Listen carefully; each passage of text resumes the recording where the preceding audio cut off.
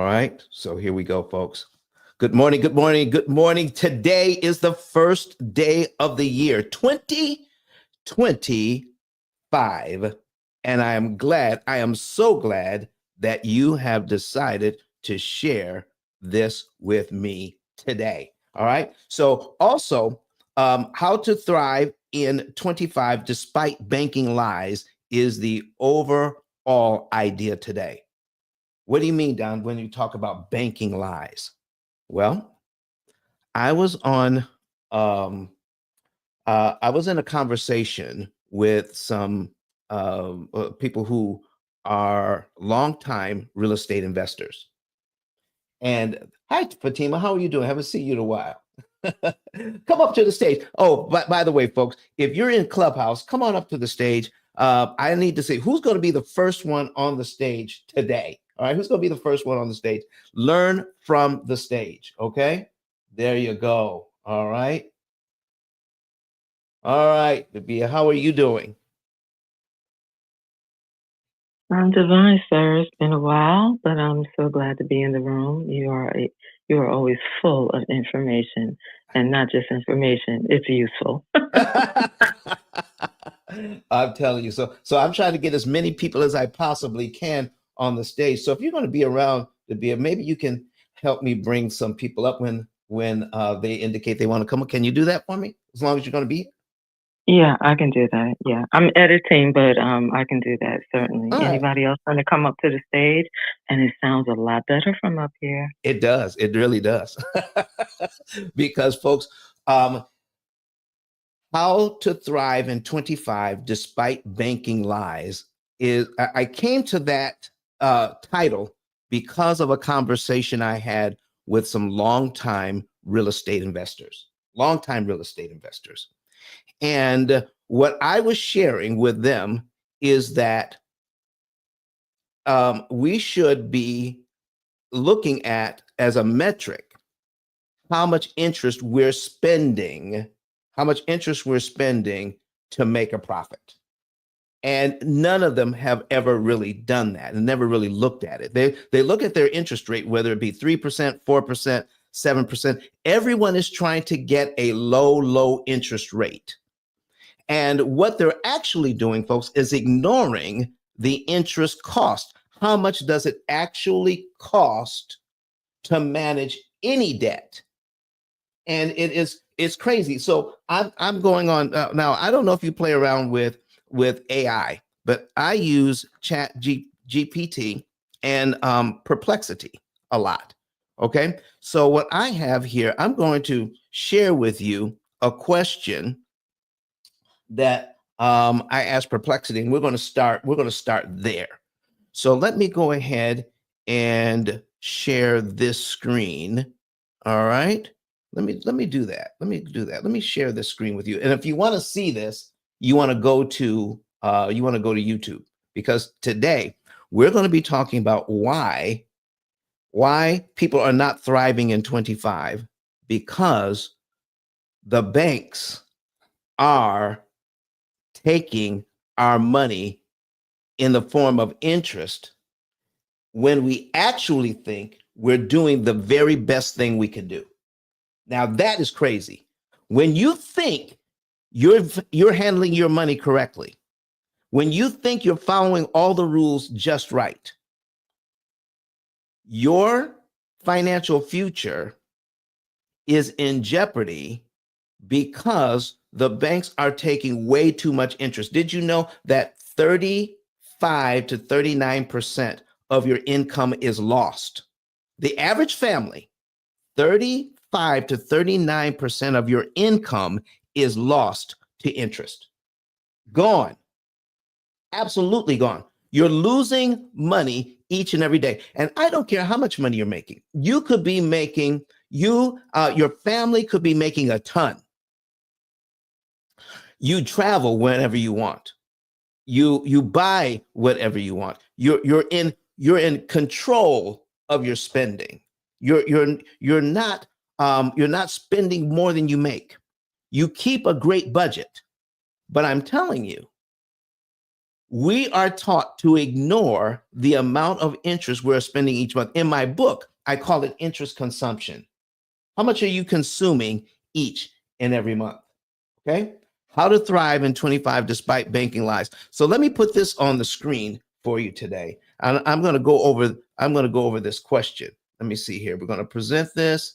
All right. We're going to put this on the screen. There we go. The entire screen. And there we are. There it is. Okay.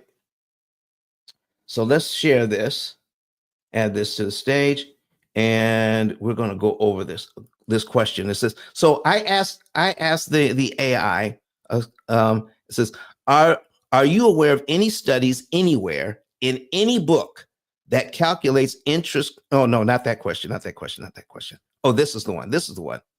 As an analyst, okay, as an analyst and a researcher, what conclusions can you come to when I ask the question, do most real estate investors calculate total interest paid on a property when figuring return on investment? Okay, here is the answer he came up with. Based on information provided and the general industry practices, most real estate investors do not explicitly calculate the total interest paid.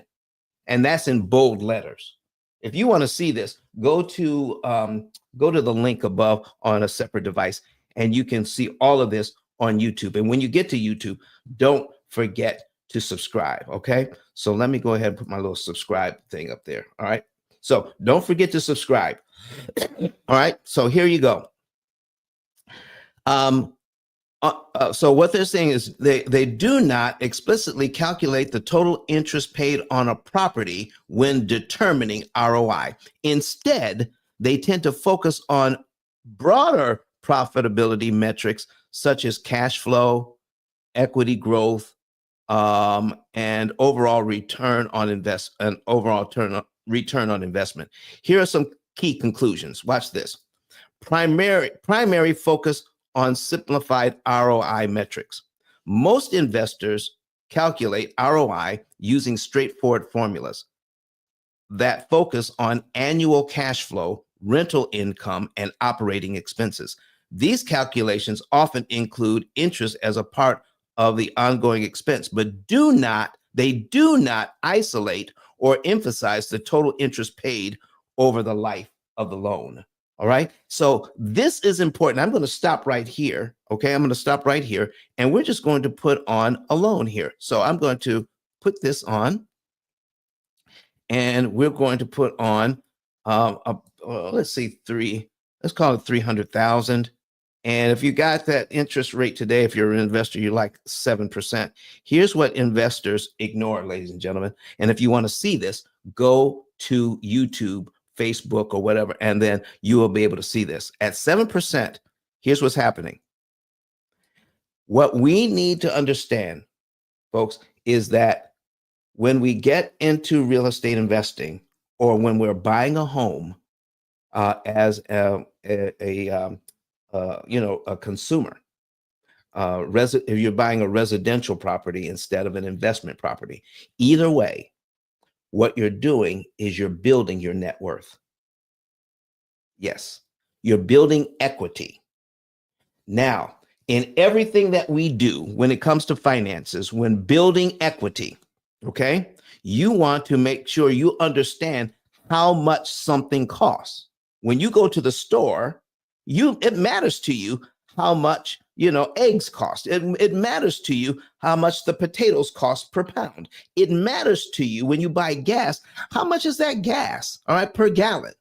But when it comes to real estate investing, we are absolutely taught to totally ignore what is the cost of borrowing the money in order for us to make money or gain equity, or what it costs to build our net worth. Okay, so when you have this loan of $300,000 at 7%, here's how much interest the bank wants on that: $418,000. $418,000. That's how much interest they want on that. So here's how it breaks down. In the first month, $245 out of your payment. And here's your payment.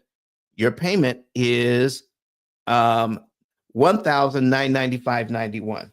$1,995.91. If you're a real estate investor, you're renting this house at above the mortgage payment and the taxes and insurance. So you're renting it above that. Okay. Let's say you're renting it for $3,000. Okay. You're renting it for $3,000. So you're making a little over $1,000 a month on this property. And that's where real estate investors actually stop. Am I cash flowing on the property? And what they're also learning is that your tenant is not only paying the mortgage for you, but they're building equity for you. All right. And here's what I need you to see. After the tenant pays you your $3,000, what happens? You pay your mortgage and you keep what's left, and everybody is happy. Okay. But out of the money that they gave you to pay the mortgage with, here's how you're building equity. I need you to see that on the principal payments here, out of $1,900, almost $2,000, only $245.91 pays down the loan. So what is equity? Equity is the difference between how much you owe and what the property is worth.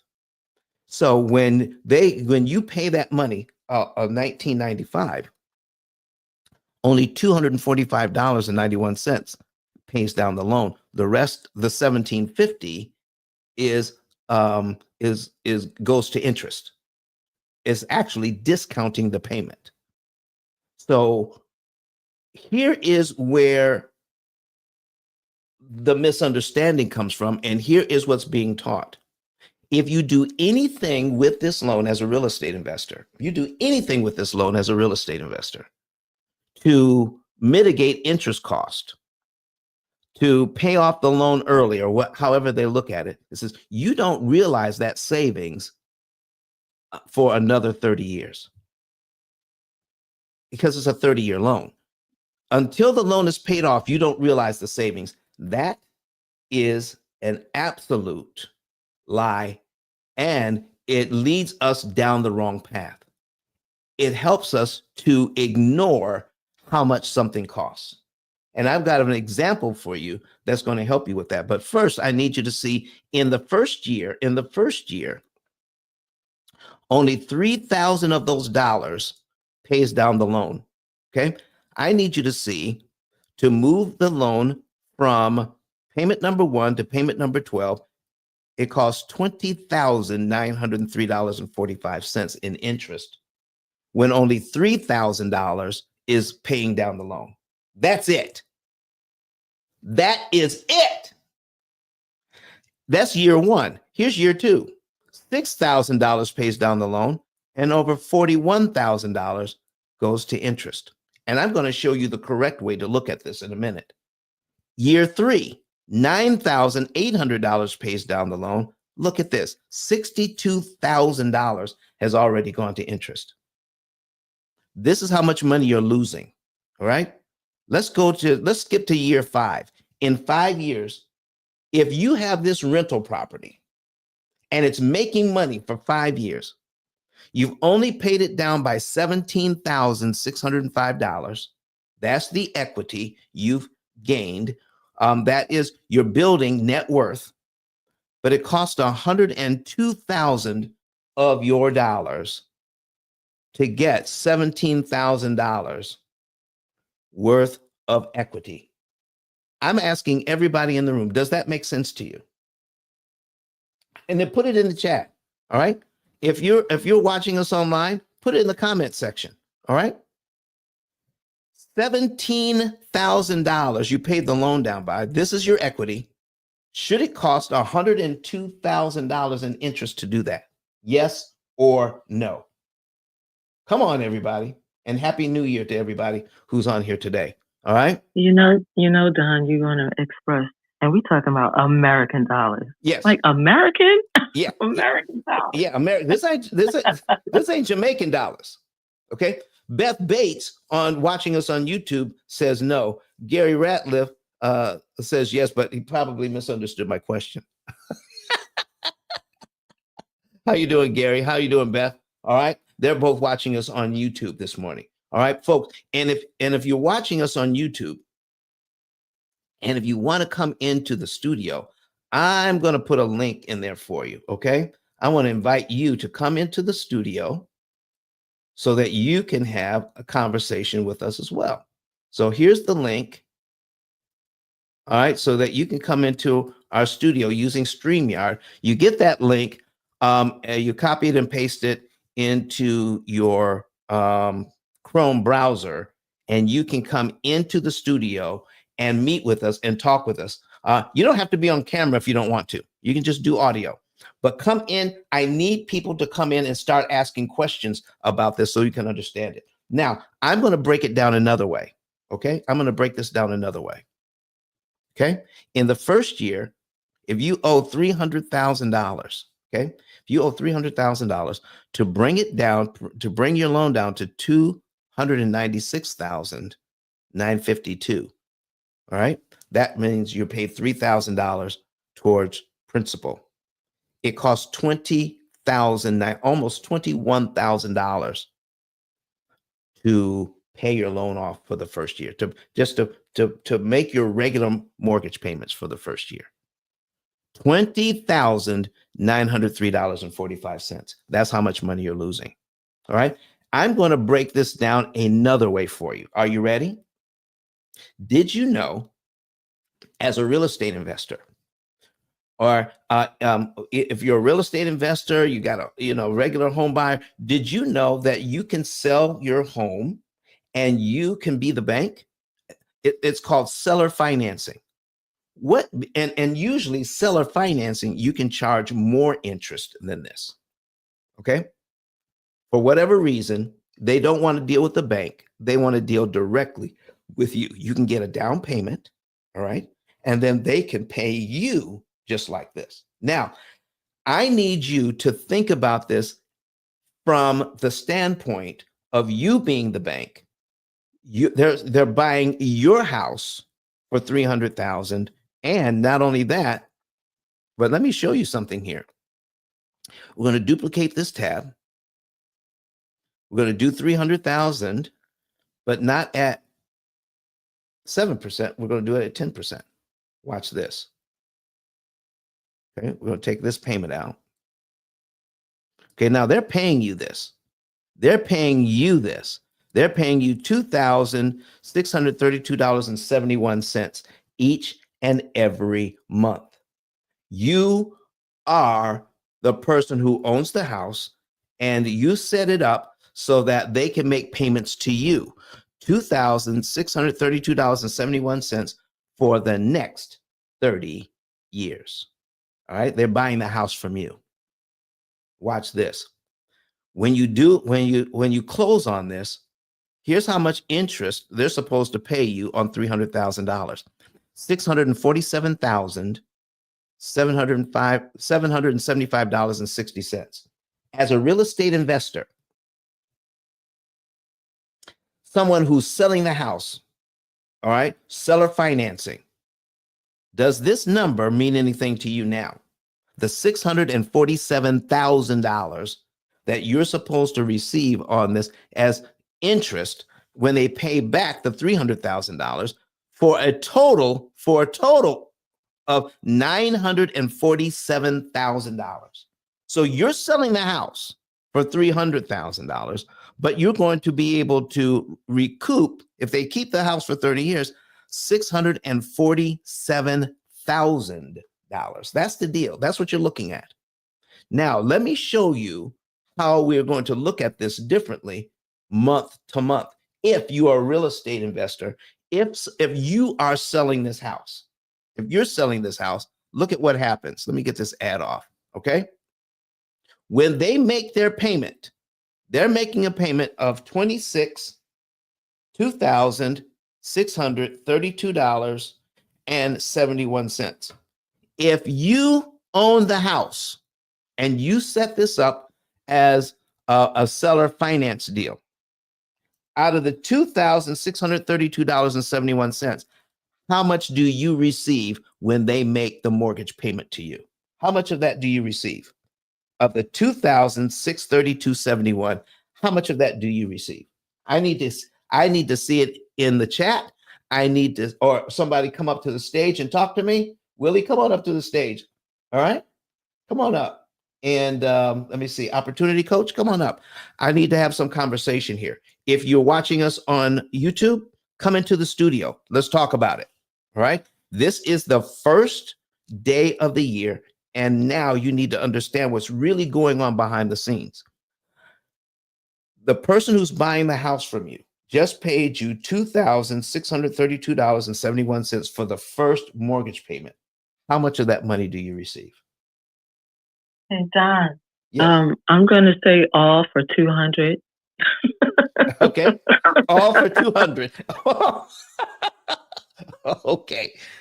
That's exactly right. So you just got $200 for that answer. Yay! You receive all of the money, $2,632.71. Okay. But now, out of that money that you just received, how much of that money pays down the loan? Only $132.71. What?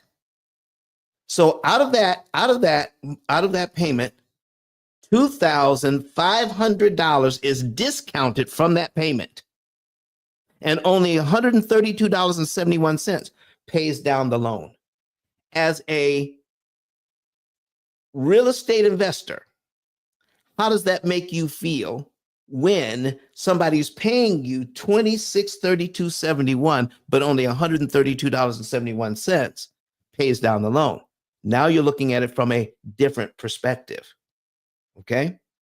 Now that's pretty good stuff.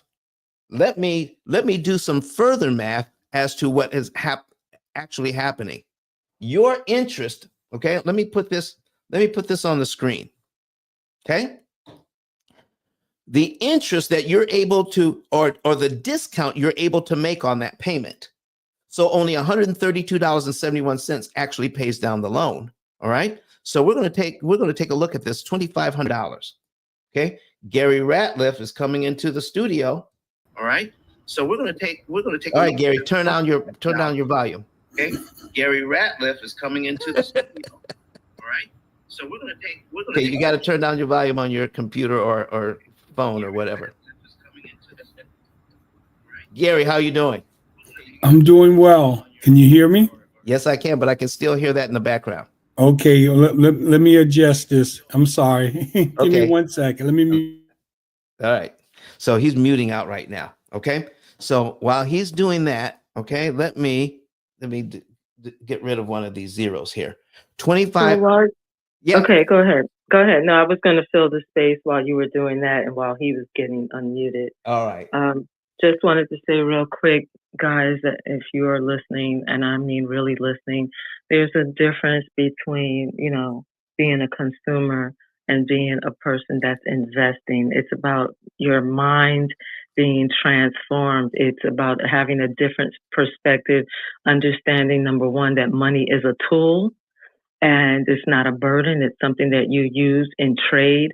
Also, when you're, and I'm speaking from, listen, I'm a real estate investor.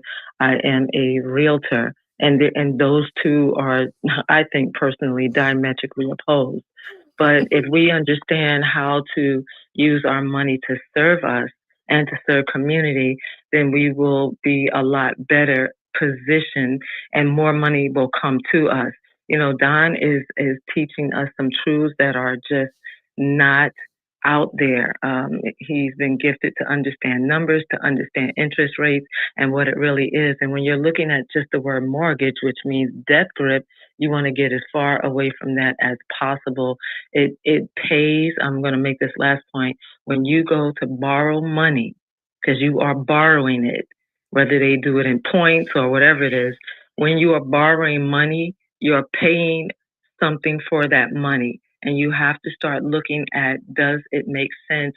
Is it worth it? And you're asking yourself questions like that. So please, if you guys have any questions, if you have a situation, please take this opportunity to ask Don and let him turn the lights up in your brain, in your mind, in your situation, so you can really see what is going on. So with that, I'm going to rest my mic. Okay, good.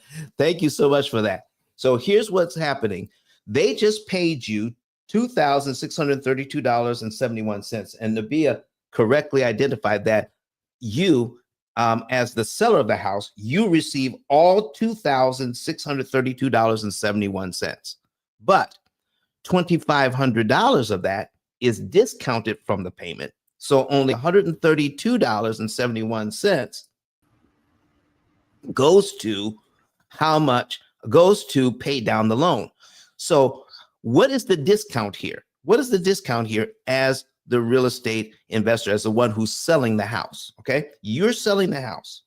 So we're going to put $2,500 here, and the entire payment, okay, divided by $2,632.71. If you want to see these numbers, go to the link at the top if you're in Clubhouse, okay? And you'll be able to see what we're doing here, all right? 94.949 or 95%. I need you to understand what just happened here. They're paying you $2,632.71, but because of amortization, 95% of their payment is discounted. So only $132.71 actually pays down the loan. Does that put you in the driver's seat? Does that put you in a positive situation where only $132 of the $2,632 that they gave you, you're only losing that, but you gain a whole $2,500? Listen, are you seeing what's going on here? If you are the bank, if you are the one selling the house, and the next month, because they owe less, they brought this down to $299,867.29, and the next month they pay the same thing, $2,632.71, but only $133.82 pays down the loan, and $2498.89 you get to put in your pocket. and as interest. Isn't this crazy? So it's not 10% at this point, it's actually 95%. You're making 95% on your money in the beginning of this loan if you are the person who's selling the house as seller financing. Listen, is that good money or what? Let's take a look at the entire year now.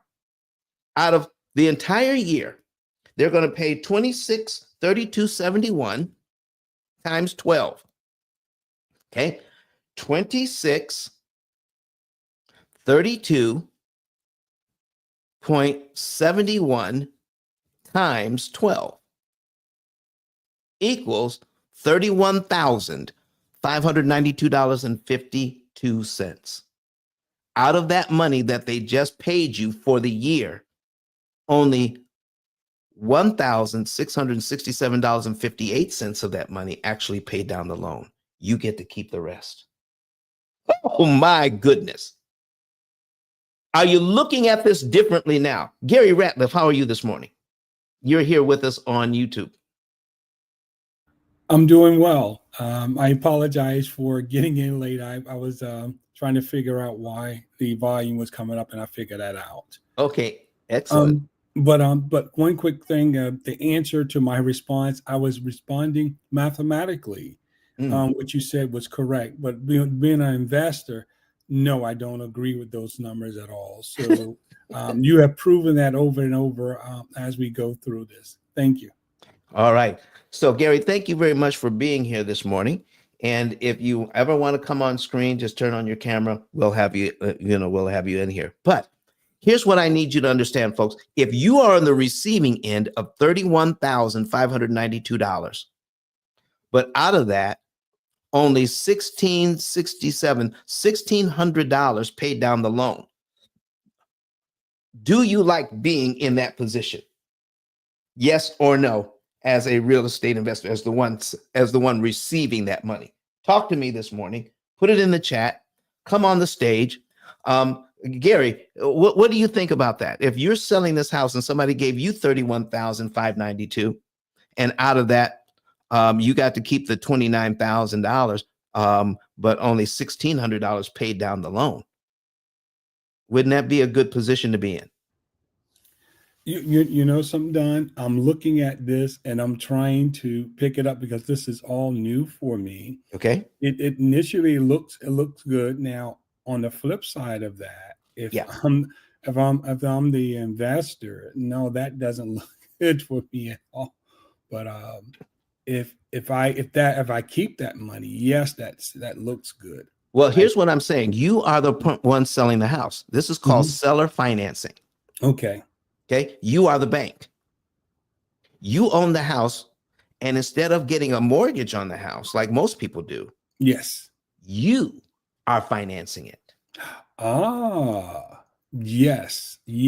Okay. Understood. Now, yes, I understand that. Yes. Okay. So out of $31,592, that's how much money they have to give you in a year, because the payment is $2,632.71. Out of all of that money, only $1,667.58 went to pay down the loan, which means they have to make many more payments to pay off the loan, doesn't it? Yes. Do you like being in that position? Yes. If I'm only owning that, absolutely. I'll keep you in that position for the rest of your life because I'm really making the money. Okay. So Gary, since you're here, let me ask you this. Yes. What if they, after they close on this, they actually saw one of my shows on YouTube? Okay.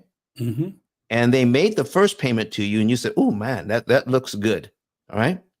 But now they look at the amortization schedule, and in the same month, let's say, because this is January, they make the regular payment here for the first month, and the principal payment for January, for February, is $133.82. And they decided they wanted to send that to you as well. Over and above the regular payment, they gave you $133.82 on top of their regular payment. You would have to subtract that from what they owe. They're down to $299,733.47. And their next mortgage payment is on line 3. So, Gary, that money that you are going to collect, remember, your total interest that you're trying to collect on this, total interest is $647,000. That's the total interest you can collect on this if they stay in that house 30 years. By giving you $133.82 early, they just reduced your overall interest calculation by $2,498.89. How do you feel about that? I don't feel too good because I just lost $2,500 if I round. You just lost $2,500 because listen, what if they did this, Gary? What if they did this? They gave you you got the $2,500, right? And now they're going to give you $133.82. They're going to give you $134.93 and $136.06 on top of their regular payment. They're going to give you the next 3 principal payments. Did you realize you're going to lose this $2,400 and $2,498, the $2,497, and the $2,496? You don't get any of that. $75,000. 100, Almost. 100, 7,500. 7,500, excuse me. Yeah. 7,500. So you're losing out on the total interest that you are looking to get. You just lost $7,500. How does that make you feel? Again, that doesn't. Wow. Because if they do the math, you listen, this is in the contract. They can prepay on this loan if they want to. Okay. They can pay it all off if they want to. Mhm. But most people do not know, if I prepay just a little bit of money, how much interest that saves me and how much it costs you. Mm. Okay. They don't realize that. Now, what if they did this? Okay, do you see at the end of the first year? Oh man, look at this. The end of the first year. If they're out of all of that money, Mhm. 31,592.52. That's how much money they have to give you to get to line 12 if they follow the schedule. Yep. Do you like that? For myself. Yeah. But if they gave you this 1,006, they made their regular payment and then gave you $1,667.58 in the first month, they're paid down to here in 1 month. Wow. Okay. Gary, Mhm. how does that make you feel if they're paid down to here in what month? In 1 month? What just happened? Well, I just lost that. What's it, 20? Oh, well, a little less than. Right. Well, we can Yeah, do the math. You just lost $27,000. yes. So what you are looking for to pay it down to here, okay, you are looking to get a total of $31,000.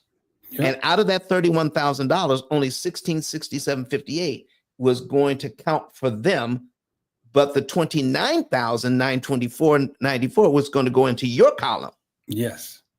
But if they give this money to you up front, Wow. here's what instead of getting $29,000 to get it down to here, guess what? You only get $2,500 to get it to here. Wow. As a real estate investor, as the one selling the property, that doesn't make you feel good at all. It feels like a loss, doesn't it? Yes, it is. Yes. So why do most real estate investors who are paying the mortgage, how come they don't feel this when they prepay? They're saying, I don't realize this. I don't realize the savings until the property is sold, or at least for 30 years. I don't realize that money. Yep. Is that what as a real estate investor, is that what you're being told? Yep. Okay. Wow. So if I'm renting the property, all right, and they're paying me, and they're saying, why should I pay this off? Why should I do anything to lower the amount of interest? Okay. Because I don't realize that in my pocket for a very long time. But if you are a real estate but if you are the seller of the property and you are doing it seller financing and they prepay, how come you feel the loss right away? Wow. Wow. Because in your projections, you're looking at, I'm gonna make this much. Yes. But actually, as this person is prepaying like this, I'm losing what I had already projected on this particular property. Exactly. Yes, you are. Now, what if they come into a little bit of money, Gary,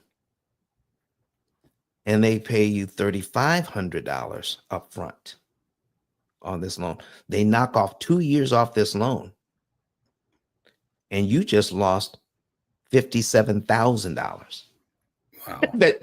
So if they just make every payment for 2 years, okay, they make every payment for 2 years, okay, that's about $63,000 they have to pay you.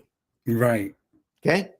$63,000 that they have to pay you, but only $3,500 counts for them.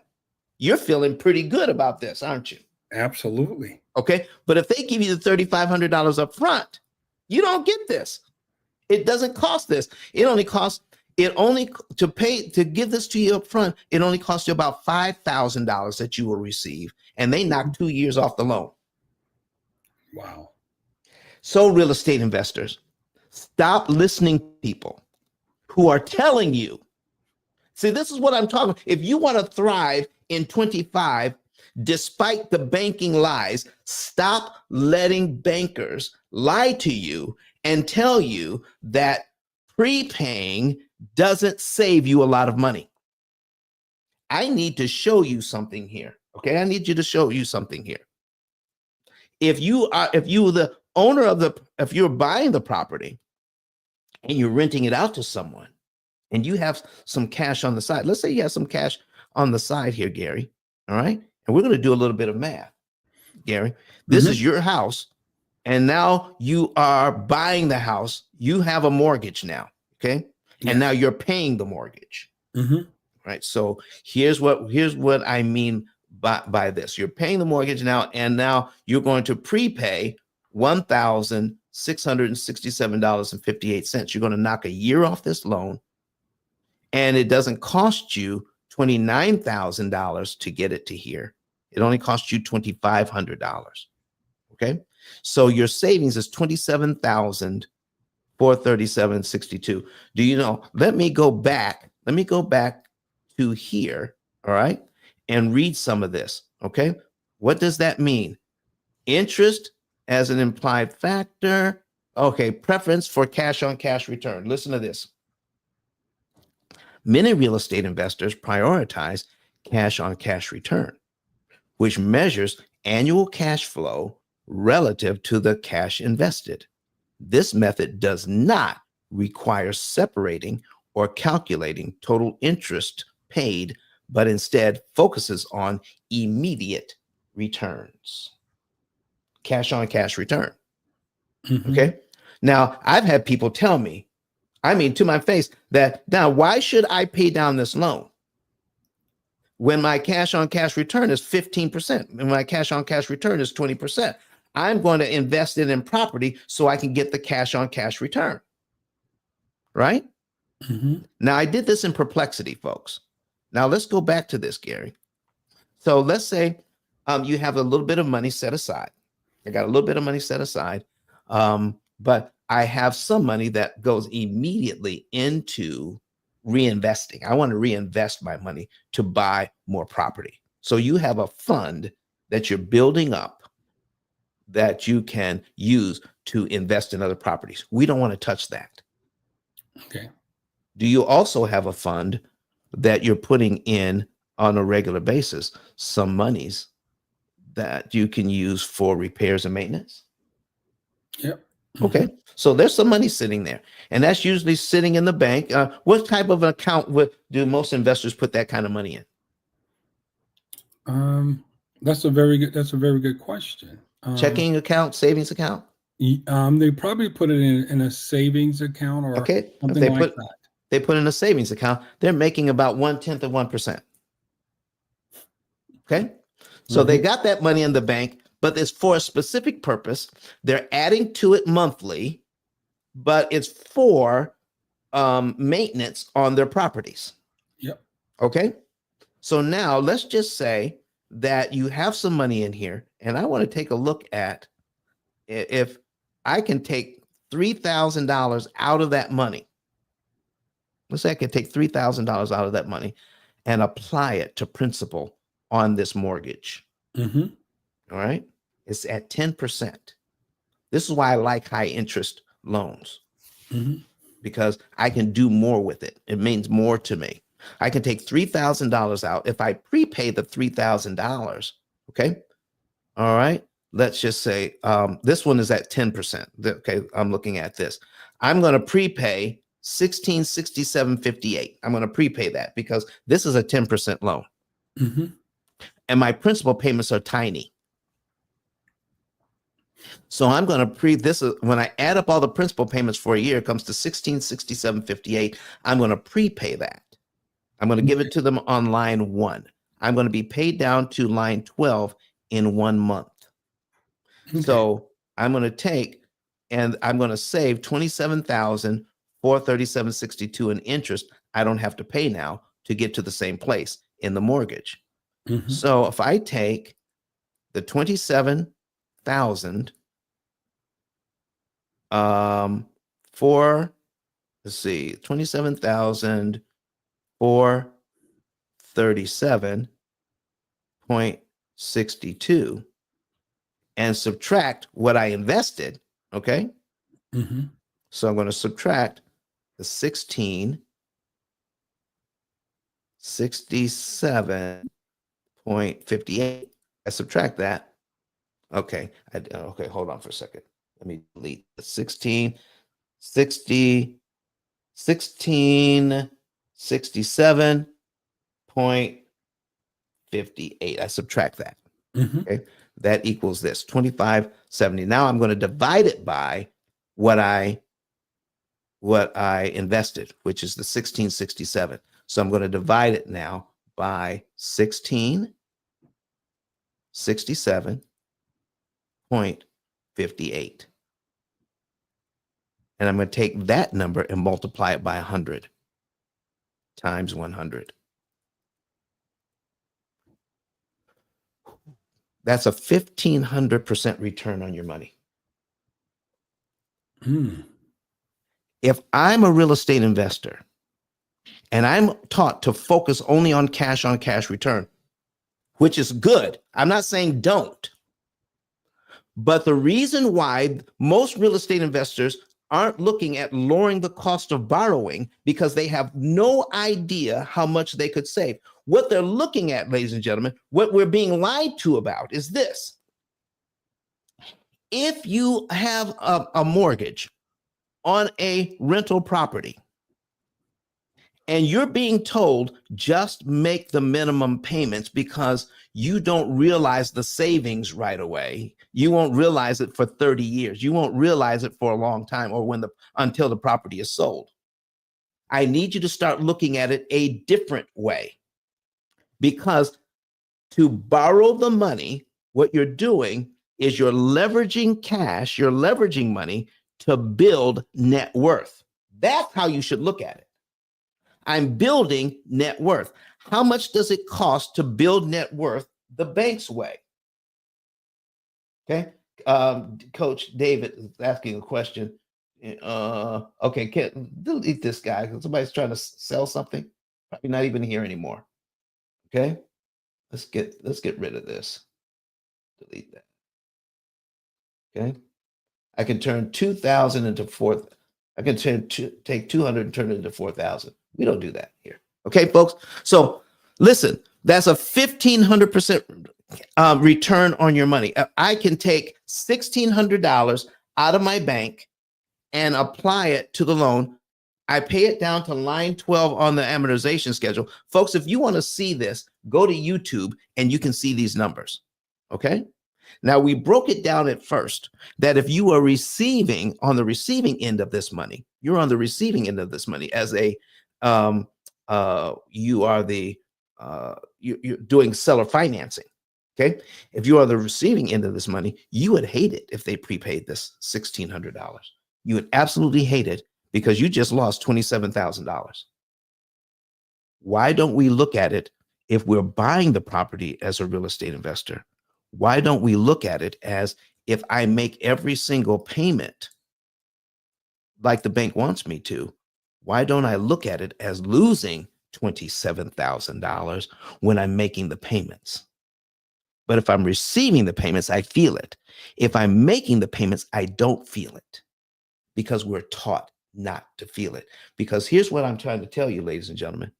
You don't miss what you can't measure. And we're taught not to measure interest cost. If you want to thrive in 25, you have to learn as a real estate investor, as a residential home buyer, you have to start realizing how much your equity actually costs. I don't care what your interest rate is. All right. So Gary, do Do you have anything to add to this? I want to thank you for that because I know I looked at one of your previous videos and was talking about refinancing Yes. and whether it be wise or not. And you just answered that question for me. Is that I'll be wasting my money if I do that, because I can take that money and apply it towards my my mortgage and pay it down a lot quicker, and Right. not look at the lower interest rate. So, folks, I need you to start, and Gary, I need everybody, including you, to look at this as not paying it off quicker, but paying it off cheaper. Thank you. Thank you. See, if I'm buying a property and I need to rehab the property, I got two contractors of equal skill and talent, and they have impeccable records. One contractor is going to charge me $25,000 more to do my project. Okay? Which one do I go with? They're equal in talent, they're equal in reputation, they're equal in every way, except one is charging me $25,000 more. Folks, what do you think? Should I go with the one that's charging me $25,000 more and say it doesn't matter? It doesn't matter that they're charging me $25,000 more. Or I could go with the one that has this equally as good and pay $25,000 less. You see, when we look at it this way, and I pay $25,000 more for something, it feels like a loss.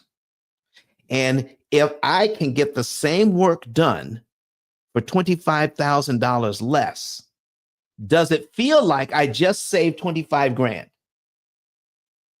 Gary, Nabia, Tom, Victor, anybody?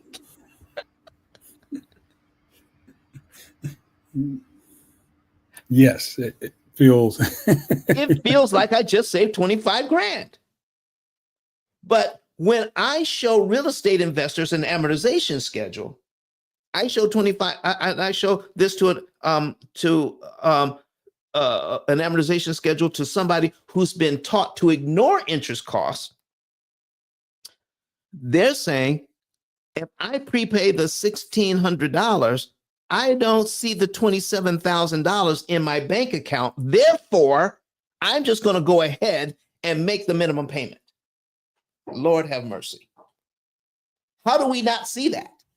Because we're taught not to see it.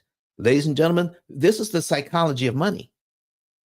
Banks know the psychology of money, and they know that how you look at money, you look at it this way because you're taught to look at it this way so that they can make more money. They know. Of course they know how to thrive in 25 despite banking lies. You know, I need people to start understanding this. If you want to do well, you want to do even better, cut the cost of borrowing down to the dirt. And there's a certain point where you stop prepaying because you're not saving that much interest. The reason why you get a loan is so that you can leverage the bank's money while your cash over here is being invested elsewhere. So never pay cash for a house. I never pay cash. Use the bank's money, okay? And that way you can invest your money elsewhere. And so you're making money that way. I can make money by leveraging the bank's money. And then I can invest my money into making my 20% cash or 15% cash on cash return. I can make significant money if I can invest my money instead of paying cash for the house. That's the good part. The other part is that I have other monies that aren't being invested right away. They're sitting around waiting for something to go wrong. I'm adding to that every single month. So it's sustainable. So I can take some of that money and invest it in this mortgage to lower the cost of borrowing. So now let me ask it, I'm going to ask a question this way. Can anybody, Tom, Victor, Kingsley, Jessica, Terrence, can anybody tell me why I should, I'm going to add this up again. Okay. Can anybody tell me, as a real estate investor, I got 29,924.94 plus 1667.58 equals 31,592.52. Can anybody tell me, as a real estate investor, what is the benefit of paying the bank 31,592 of the money I just received from my tenants? Why should I receive that money, give it to the bank to pay the mortgage, and I only get $1,667.58 worth of equity out of all of that money? Can anybody tell me why? What is the rationale for doing that? Does it make sense to do that when you know how much you can actually save by prepaying and lowering the cost of borrowing $1,600? That's what you have to look at it as. I just borrowed from the bank along with all the other money. Part of the money I borrowed was $1,600. To pay back $1,600, the bank wants to charge me $29,000 to do it. I'm being told, as a real estate investor by real estate investors all over the country, that that's okay because the tenant is paying the loan. If you want to thrive in 25, should we start paying attention to interest costs and lowering the cost of borrowing? We want to lower the cost of purchasing the house. We want to lower the cost of rehabbing. We want to lower the cost of the taxes we pay on the money we earn. So we want to keep lowering the costs on everything except lowering the cost of money, because we're taught to ignore that.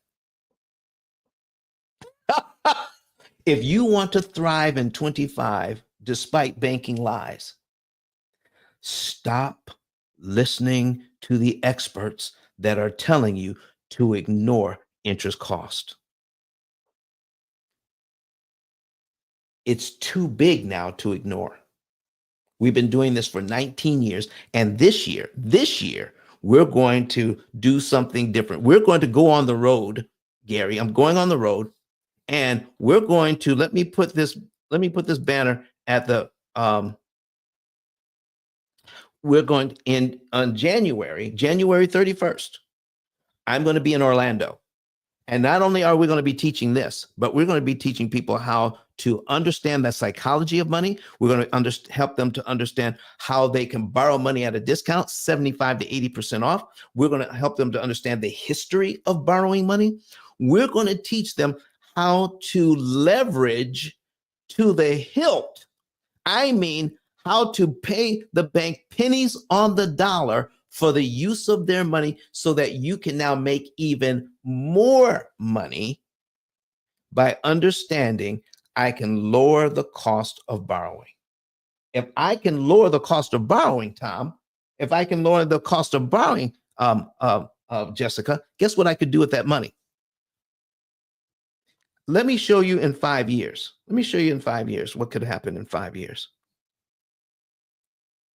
As little as $10,000. Now, I may not have $10,000, but I know people who have in their accounts, in their reserve accounts, I know people that have $60,000, $70,000, $80,000 in their reserve accounts, depending on how many properties they have.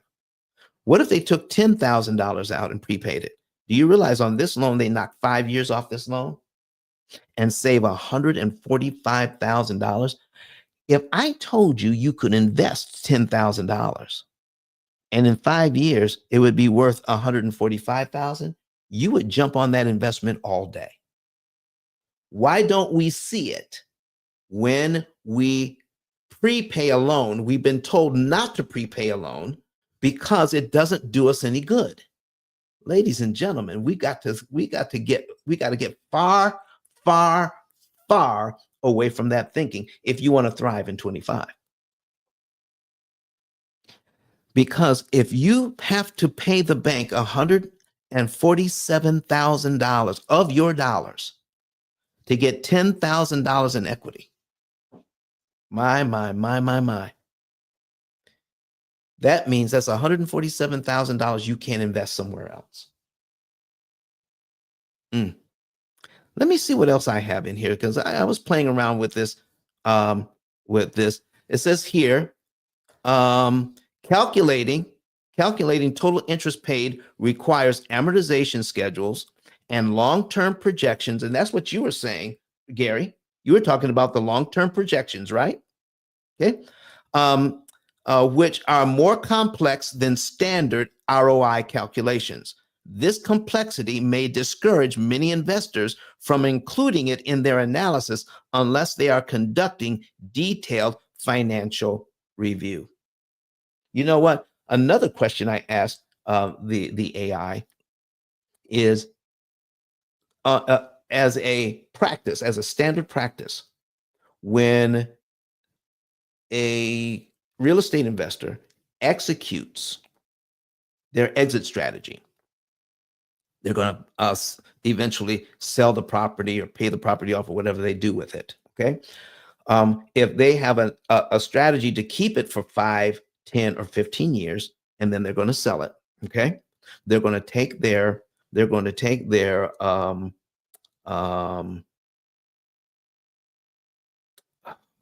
is that? Oh, they're going to take their profits out. So what they're going to take and look at how much the property appreciates. Okay. The property is going to appreciate plus all the money they've made on it. All right. And I bought it for $300,000. Okay. But in 5, 7, or 10 years, I'm going to sell that $300,000 house. I'm going to sell it for $600,000. And I'm going to calculate all the cash that I made for all my cash flow for those years. So if I buy it for $300,000 and I sell it for $600,000, how much did I make? What was my profit on that? Anybody? I buy it for $600. I buy it for $300, but I sell it for $600. What is my profit on that? Anybody? Come up to the stage. Put it in the chat. Come on, listen. Come on in here on YouTube. Whoever's watching us online. How much did I make on that? Nobody wants to tell me? Listen, it's a straightforward question. All right. There's no gotchas here. Okay. Every real estate investor I've ever talked to said I made $300,000. Okay. What if you kept this property for 5 years? 5 years. Okay. 5 years.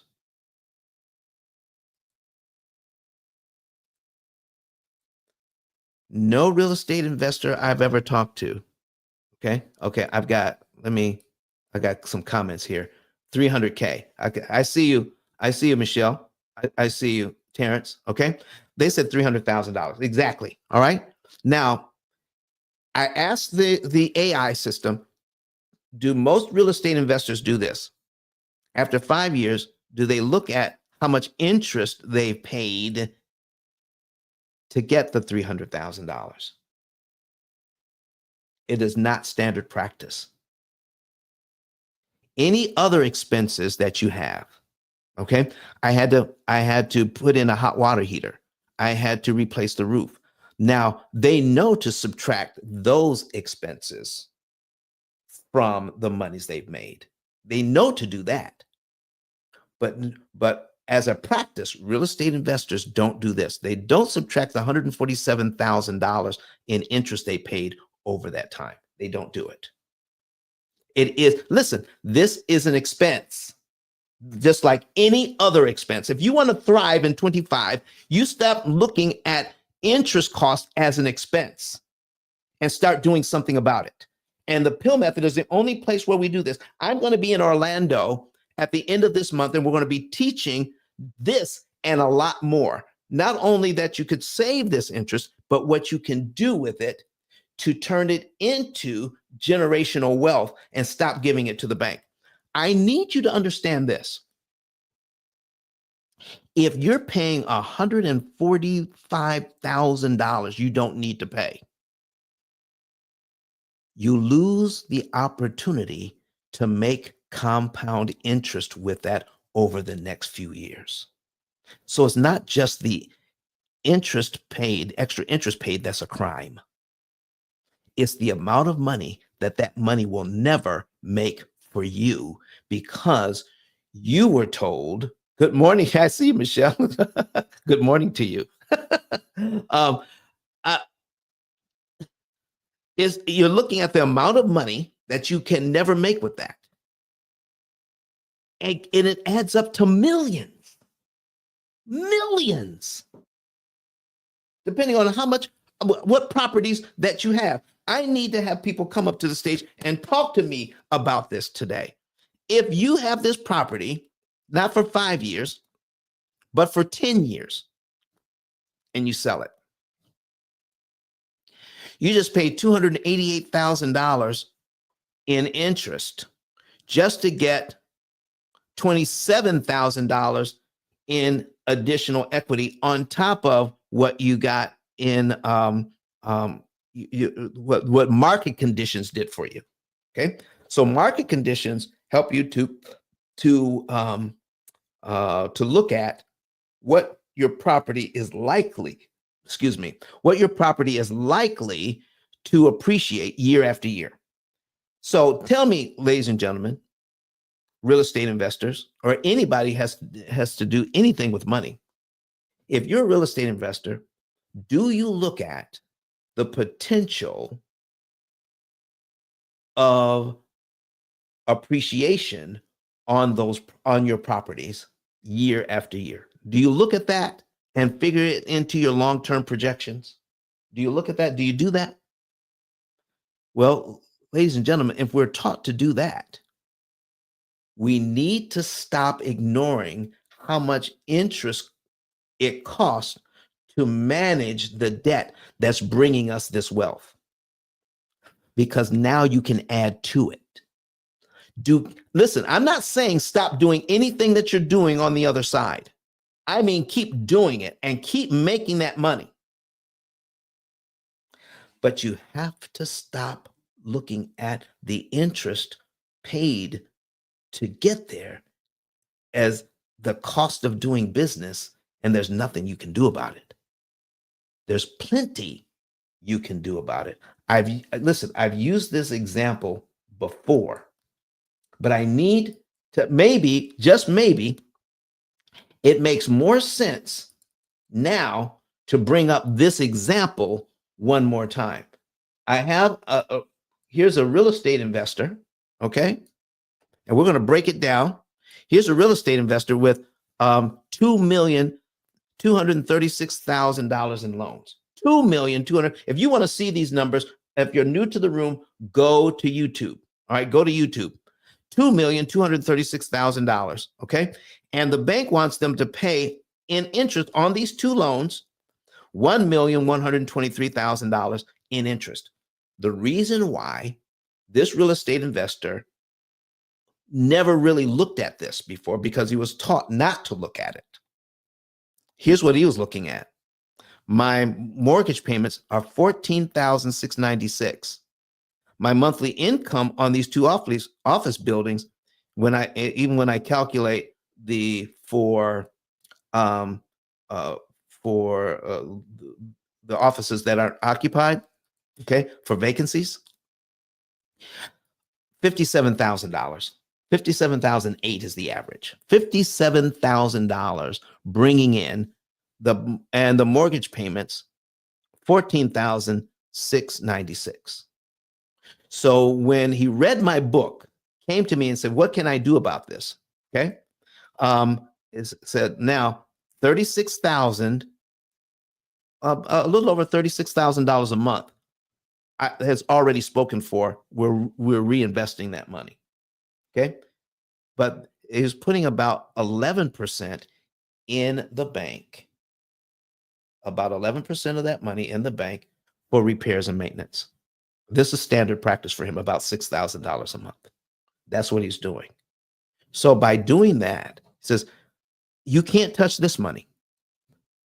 And I showed him how he could do something with this money over here with the $6,000. The reason why we don't do it is because we look at it as paying the loan off early. We should be looking at that money that's sitting in the bank at making 1/10 of 1%. We can leverage that money to get a 6, 7, 8, 900% return on that money if we know what to do, if we know how to look at it. So one of the loans, okay, one of the loans that this gentleman has, all right, let me move this out of here. All right, move this over here. And I'm going to put one of the loans that he has and the example that I gave him, okay? All right, and we're going to get this off the screen for now, but I'll bring it back. I'm going to bring it back. We're going to put another loan on the screen. The payment on this loan is $8,700. $8,704 to be exact. $8,704 to be exact, okay? And it's a 300-month loan, 300 months, okay? That's 25 years. Now this is an SBA loan. Interest rate is 5%. Okay?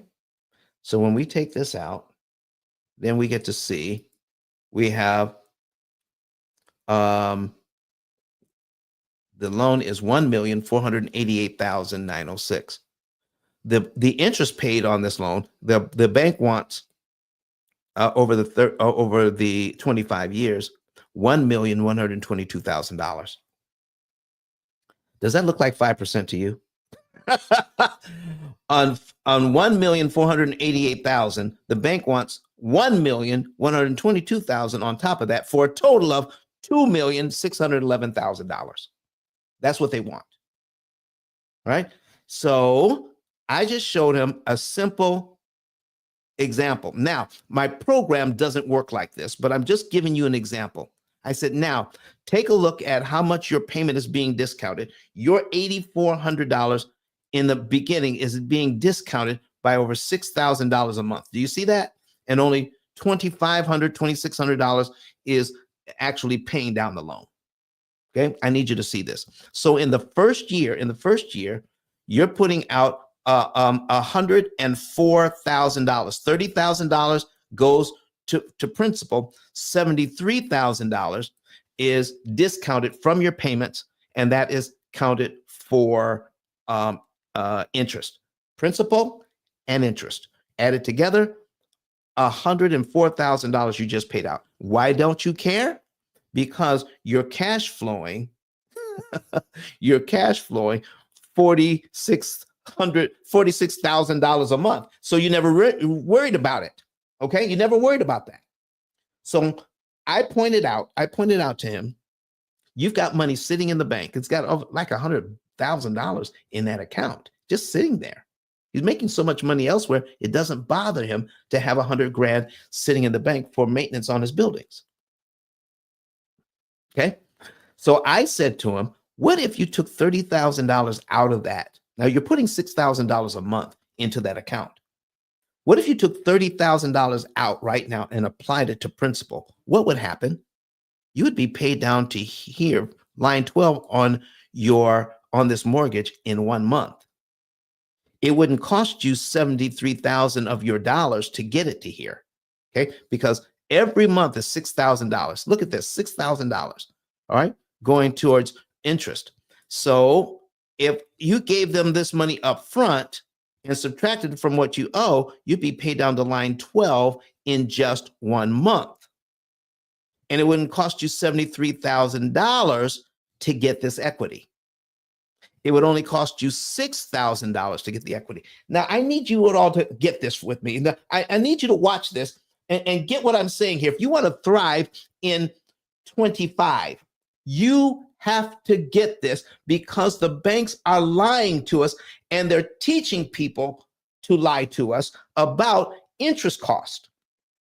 Let's cut that out. I can take if I could take $30,000, and I pointed out to him, you could put this down here. Can you tell me why it would be more beneficial? Why would be more beneficial? I see you, brother AJ, thrive in 25. How is it beneficial to give the bank $73,000 in interest just to gain $30,000 in equity? How is that beneficial? Can anybody point that out to me? To give the bank $100,000 and only $30,000 counts for you. Or you can give them the $30,000 up front. And to pay your loan down to here only costs $6,000 in interest instead of $73,000 in interest. I need people to start looking at this the right way. If you want to thrive in 25, you have to start looking at interest cost as a viable metric.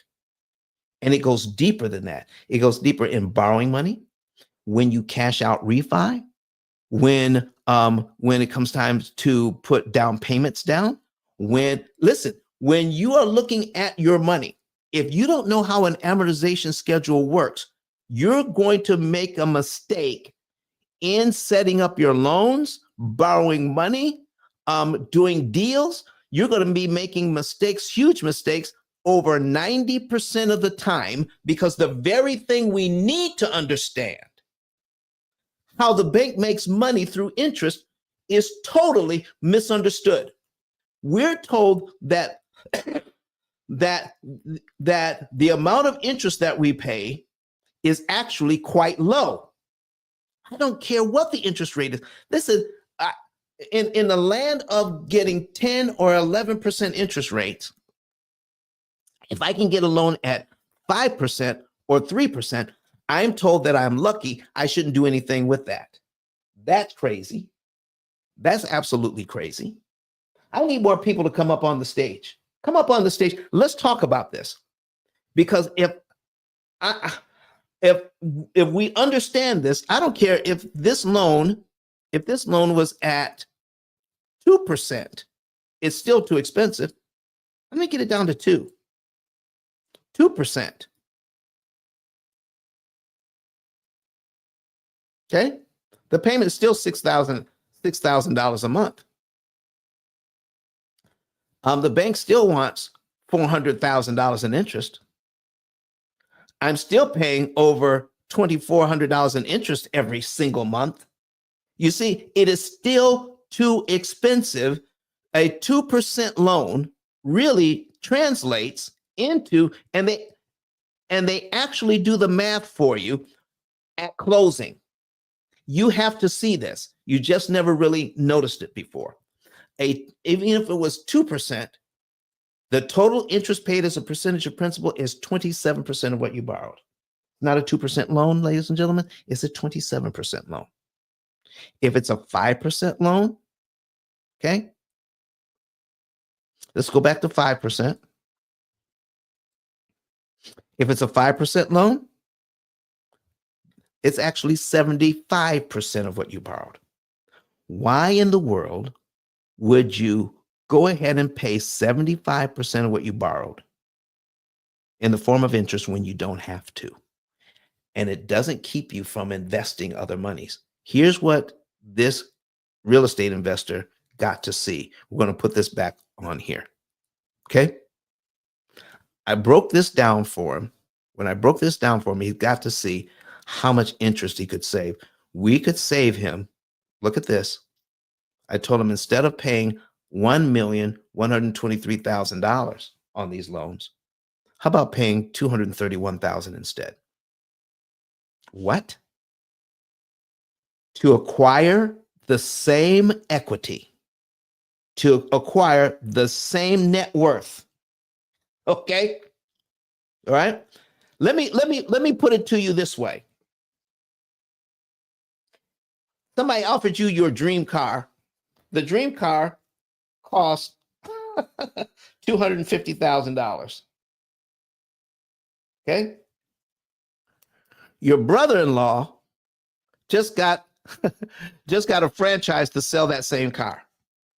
Instead of getting it for $250,000, you got it for $125,000. And you're going to say, nah, I'm going to go ahead and pay the $250,000 for my dream car instead of the $125,000 I could pay to get it from my brother-in-law. It makes no sense, does it? Okay. Why spend an extra $125,000 when you don't have to? Here's the other thing you need to focus on, and this is what I showed him.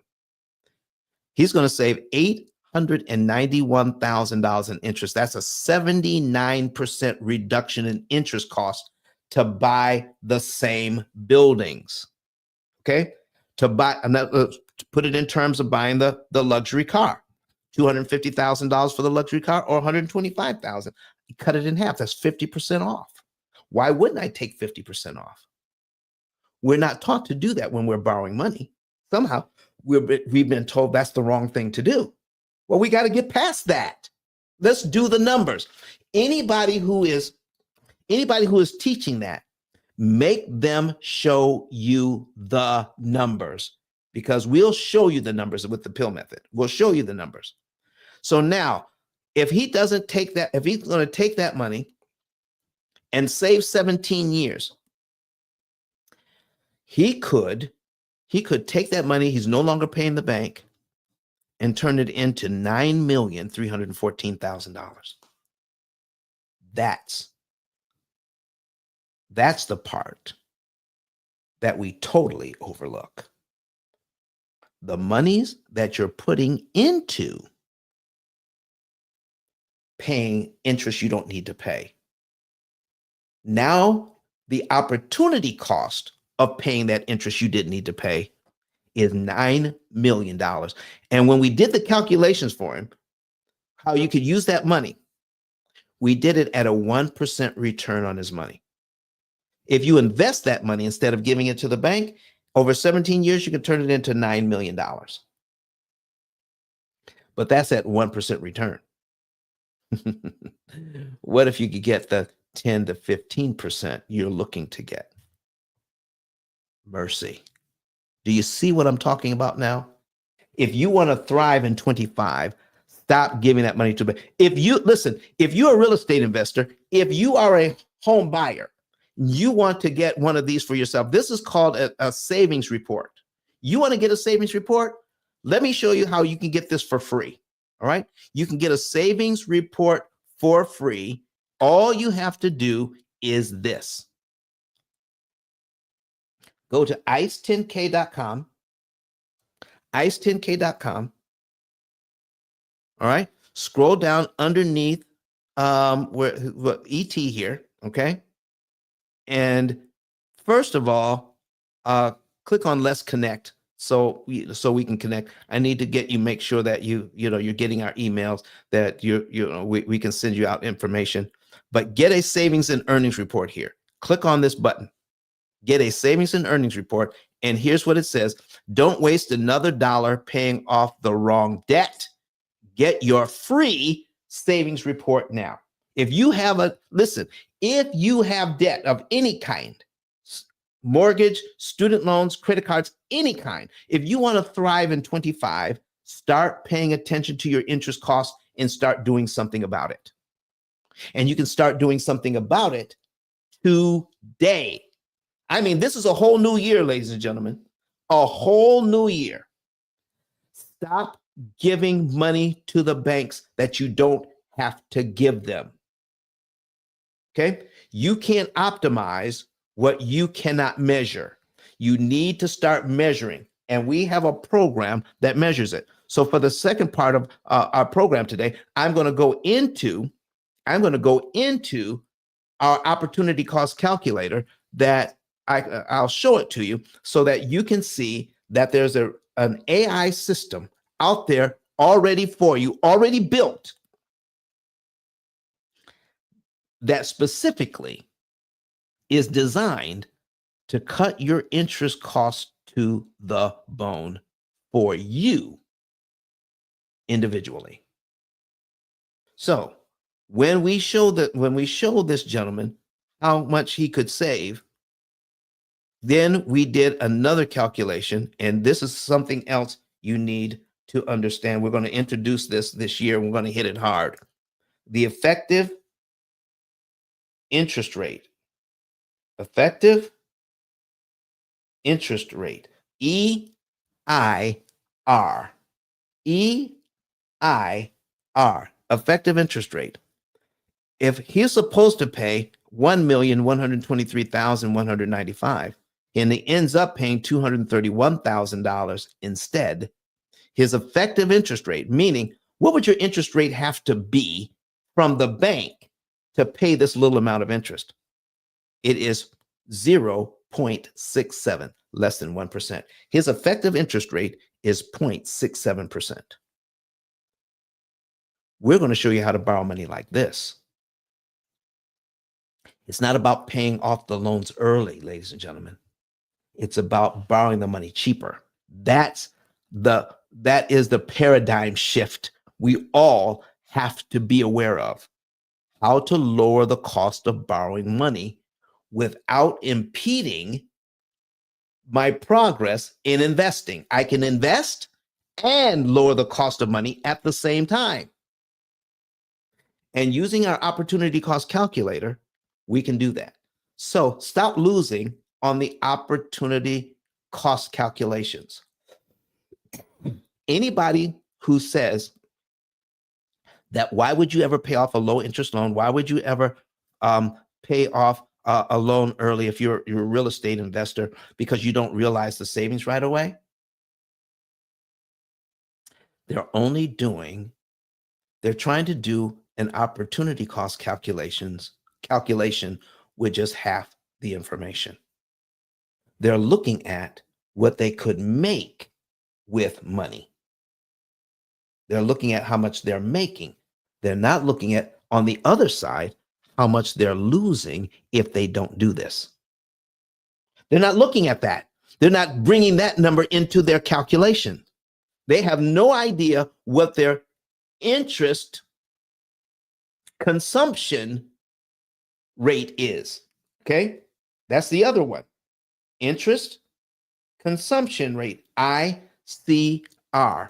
What is your interest consumption rate? Meaning, how much of the money that you are making is burned up in interest? Is it 10% of the money you're making? 20%? The average family is 35 to 39%. That's the average family. The average family, 35 to 39% of their income just pays interest alone when you add it up. We're not taught to do that. Because once you look at it, you can't unsee it. You want to thrive in 25? Learn your effective interest rate. Learn your interest consumption rate. How much interest are you consuming each month? If your answer is, I don't know, we're taught to say, I don't know. We're taught to say it really doesn't matter. That's what we're taught. So can I let me do this. Let me remove this. Let me look straight into the camera. And I hope you all are seeing me right now, because this is going to be a whole new year. This year, we're heading to Orlando. We're going to be going all around the country. And the first stop is Orlando. Okay. The first stop is Orlando. We haven't picked, and we're going to be picking the second city soon. I think the second one I'm actually going to do here in Huntsville, Alabama. Okay. Huntsville, Alabama is going to be our second one. We're doing one in January. We're going to do this one in February or March. Okay. The second one is going to be in Huntsville, Alabama. Okay. And I need you to be in Orlando. If you want to be in Orlando, you can go to popclive.com. So I'm going to put it in here, POPCLIVE.com. Okay. And I'm going to also put it in copy here. All right. So we'll also put it in the chat here. All right. On Clubhouse. All right. Popclive.com. That is Pillars of Prosperity Conference. Pillars of Prosperity Conference. Anna, how are you doing? I didn't see you up there. Okay. Sorry, I was multitasking. Doing well. Just cleaning out my closet as I generally do every New Year's Day. I don't know why it's a thing for me, but I will tell you that I'm taking on another mortgage that I'll be closing on by the end of this month. Mm-hmm. And so I thought, well, you know what? I might want to use this method for this new mortgage. I'm purchasing a house in New Jersey, Mm-hmm. and my son's going to be living in it. We're not buying it for him. It's going in trust for. Okay. But he happens to need to, live in that area. And so, it's just another debt that I'm taking on because God bless these young adults today, but Lord knows they can't afford rent, nevertheless, a monthly mortgage payment. So Uh-huh. he'll be contributing to it, but not nearly what like I could collect in rent for a property like that. Mm-hmm. Probably a third of what I can rent it for. So, I'll be taking on that additional expense. Mm-hmm. And if there's a way to pay that loan off sooner, Mm-hmm. It would make sense. Well, that's what we're trying to talk about here today, Anna, is not necessarily sooner, but cheaper. And that's going to be our whole focus, how to lower our expenses as a business person. And that's how we really should look at it, to be truthful. But because we lower our expenses, more of the money that you already are putting towards that, more of it will pay down the loan. Does that make sense? So, yeah. So if you want to use me as an example, because I don't see how it could be cheaper, I'd like it to be. Okay. But so do you want like the numbers and go through that, or is this not? Oh, listen, this is a perfect time to do it. It's a perfect time to do it. So, yeah, brother AJ, yes, that is correct. Popclive.com. Popclive.com. You're going to get information on my seminar in Orlando on January 31st. So, I'm actually putting this up on the screen in YouTube and Facebook. So, let me put this on, Anna, and let me pull up a new one. And we will go over those numbers. So, how much are we borrowing? I'm ready. Uh-oh, she got a phone call. Yeah, oh, sorry about that. I couldn't get rid of the call. Okay. And I'm sorry, the person who was just speaking as well. Did you want Anna, go ahead. Okay. No worries. No, I just you. wanted Don to know I'm here. I'm editing in the background. Awesome. I'm here. Go ahead, Anna. Thank you so much for sharing and being used as an example. Oh, sure, absolutely. Best way to learn. Right. Yeah. So I'm sorry. What was the first question? I already forgot. That's okay. That's all right. How much are we borrowing? Oh, 385. 385. Okay. Mm. All right. 385. I think the purchase price, I have to do that fast in my head, is 475. I'm putting 25% down. Okay. Did I do that right? Well, yeah. 475. Okay. I'll tell you in a second. Okay. Go ahead. No. Let's talk about all of it. And you're putting 25% down? Yeah. Okay. So it's 356, 250 to be exact. 356, 250. All right. Let's talk about this first. You're putting 25% down because you need to get the payment where it needs to be, or you just want to pay 25% down For the better rate, for the better rate? So based, well, two reasons. Mm-hmm. It's a second property. Okay. So I have to put at least 20% down and then 25% down to get a slightly better interest rate than I would at 20% down. Okay, better interest rate. Okay, now I don't know how deeply you want to go on this, but let's just talk about this first, and then I'll talk about why I don't get what is normally talked about as a better interest rate. If I have a choice between the lower and the higher rate, I generally choose the higher rate, and we can get into that just a little bit. But first, let's do the 356,000. Okay. Mm-hmm. 356, 250. Mm-hmm. All right. And if you want to see this, you can watch us on YouTube on a different device. So what's the interest rate? I can't get to a different device right now. Shoot, are you recording this? Because I'd love to see this. I am recording it. Fantastic. Okay. Interest rate is 7 1/8. 7 1/8. Okay. All right. 7.125. 125. Okay. Mm-hmm. 7.125. All right. 30-year loan? Yes. Okay. Principal and interest on that is $2,400. Okay. And 12 cents. Don't forget the 12 cents, folks, because they'll come get your house for the 12 cents. Yeah, right. Okay.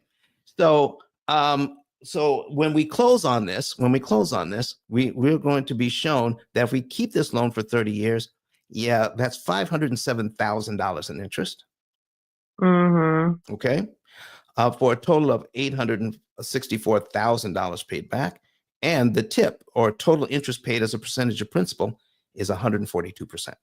That's where we need to focus. Yeah, okay? That stinks. We need to focus there. So here is what's happening. Now, I gave this example earlier, but I'm going to do it again for you. Let's just say that you own this house, but you're selling it to someone else. But you're going to do seller financing. Okay. Mm-hmm. All right. That's the scenario. You're doing seller financing on this house at the same interest rate. The total payment is $2,400.12. But when they make that first payment to you in January, $2,115.23 of that money is discounted from the payment, and only $284.89 goes to principal to pay the loan down. I know, I hate that. But as a real estate investor, if you were selling this property this way, wouldn't you love it? Oh yeah, for sure. Okay, well that's where we're coming from first. Mm-hmm. You're selling it, doing it just like this. Now, if you were selling it like this, all right, and somebody, they came to one of my seminars and they gave you the first payment here in January and looked at February's principal payment, which is $286.58. But they also gave that to you in January. This loan would be paid down to $255,678 instead of $355,965. So they're actually paying it down to line 2 on the amortization schedule. And now they're on line 3 of the amortization schedule. They just got rid of 1 month on the amortization schedule. $2,113 of your total interest that you wanted to collect has just been reduced. You just lost $2,113.54 worth of interest because your person who was buying the property from you prepaid $286. Now, do you feel a loss or no? Do I feel a loss? If you're selling it. Oh, yeah. No, absolutely. I wouldn't want them to use that method. Okay. Okay. So in 1 year, if they were paying you for this, okay, $3,532.51 is principal, $25,000 is interest. Okay, that's a total. If we take that $2,400.12, okay, $2,412 times 12. That is a total of $28,800 they're giving you, all right, to buy this property, but only $3,532 of that money actually is used to pay down the loan. As a seller of the home, you're seller doing seller financing, you're in pretty good shape there, aren't you? Yeah, absolutely. Okay.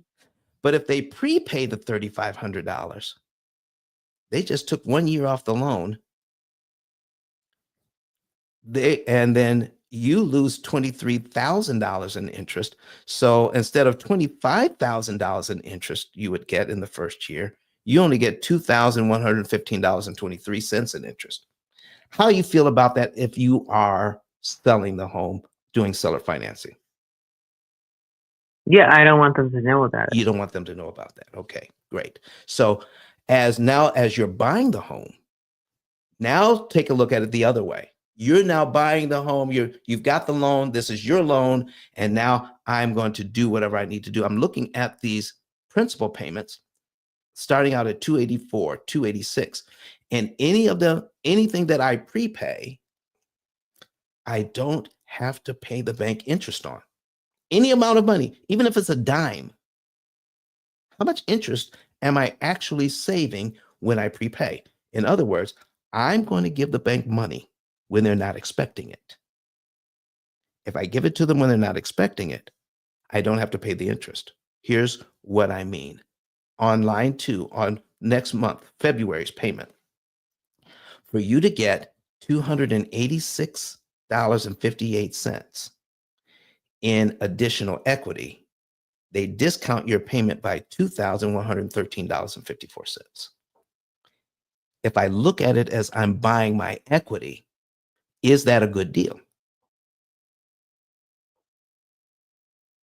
Absolutely. Yet, I think the reason why people don't do it is because they're maxed out already, right? Like whatever payment they've subscribed to, that's like challenging to get to. And then I guess my next thought is, well, I don't think it'll work on my current mortgage because I only have, I'm guessing, 13 years, maybe 14 years, maybe 12. I don't know, somewhere around there. Let's call it 13 years left on that loan. No, it's 12 years. It was a 15-year mortgage. I forget. I didn't take a 30 on that one. So anyhow, so it's a 15-year mortgage. I have about 12 years or even 11 now that I think about it. I think we've been here for 4 years. I'm sorry for not remembering exact math. And the interest rate's only 2.25%. So my guess is that this program, this method, would not work for that mortgage. And you're exactly right, because what we're looking at for all of our clients, what we do is we take a look and say, well, how much interest do you have left to pay? And you can only save a certain percentage of the interest you have left. Here's something that's interesting. Of this loan, to pay off half the loan, all right? Because right now we're at $356,250. Okay, $356,250 divided by 2. Okay, is $178,125. Okay. Now, before looking, it takes about 19 years to pay off half this loan. So let me scroll down to $178,125, $178,125, $178,125. Okay, we're getting there. All right, between 179 and 177. All right, it's like 261 payments. Okay, 261 payments. 261 divided by 12. It takes 21 years to pay off half this loan. Okay. So, which means the majority of the interest has already been paid. All right. So, right. So once you've gotten that far into the loan, then there's less where this would apply. But yes, if you obtained a 15-year mortgage and I'm only like 3 years into it, would it still make sense it would. to apply this? It Okay. would. But see, I think what we're going to do now, we have a lot of things to involved here now. We're going to learn that if I can afford a 15-year mortgage, why not get to 30 and make the 15-year payment? Is it the same difference?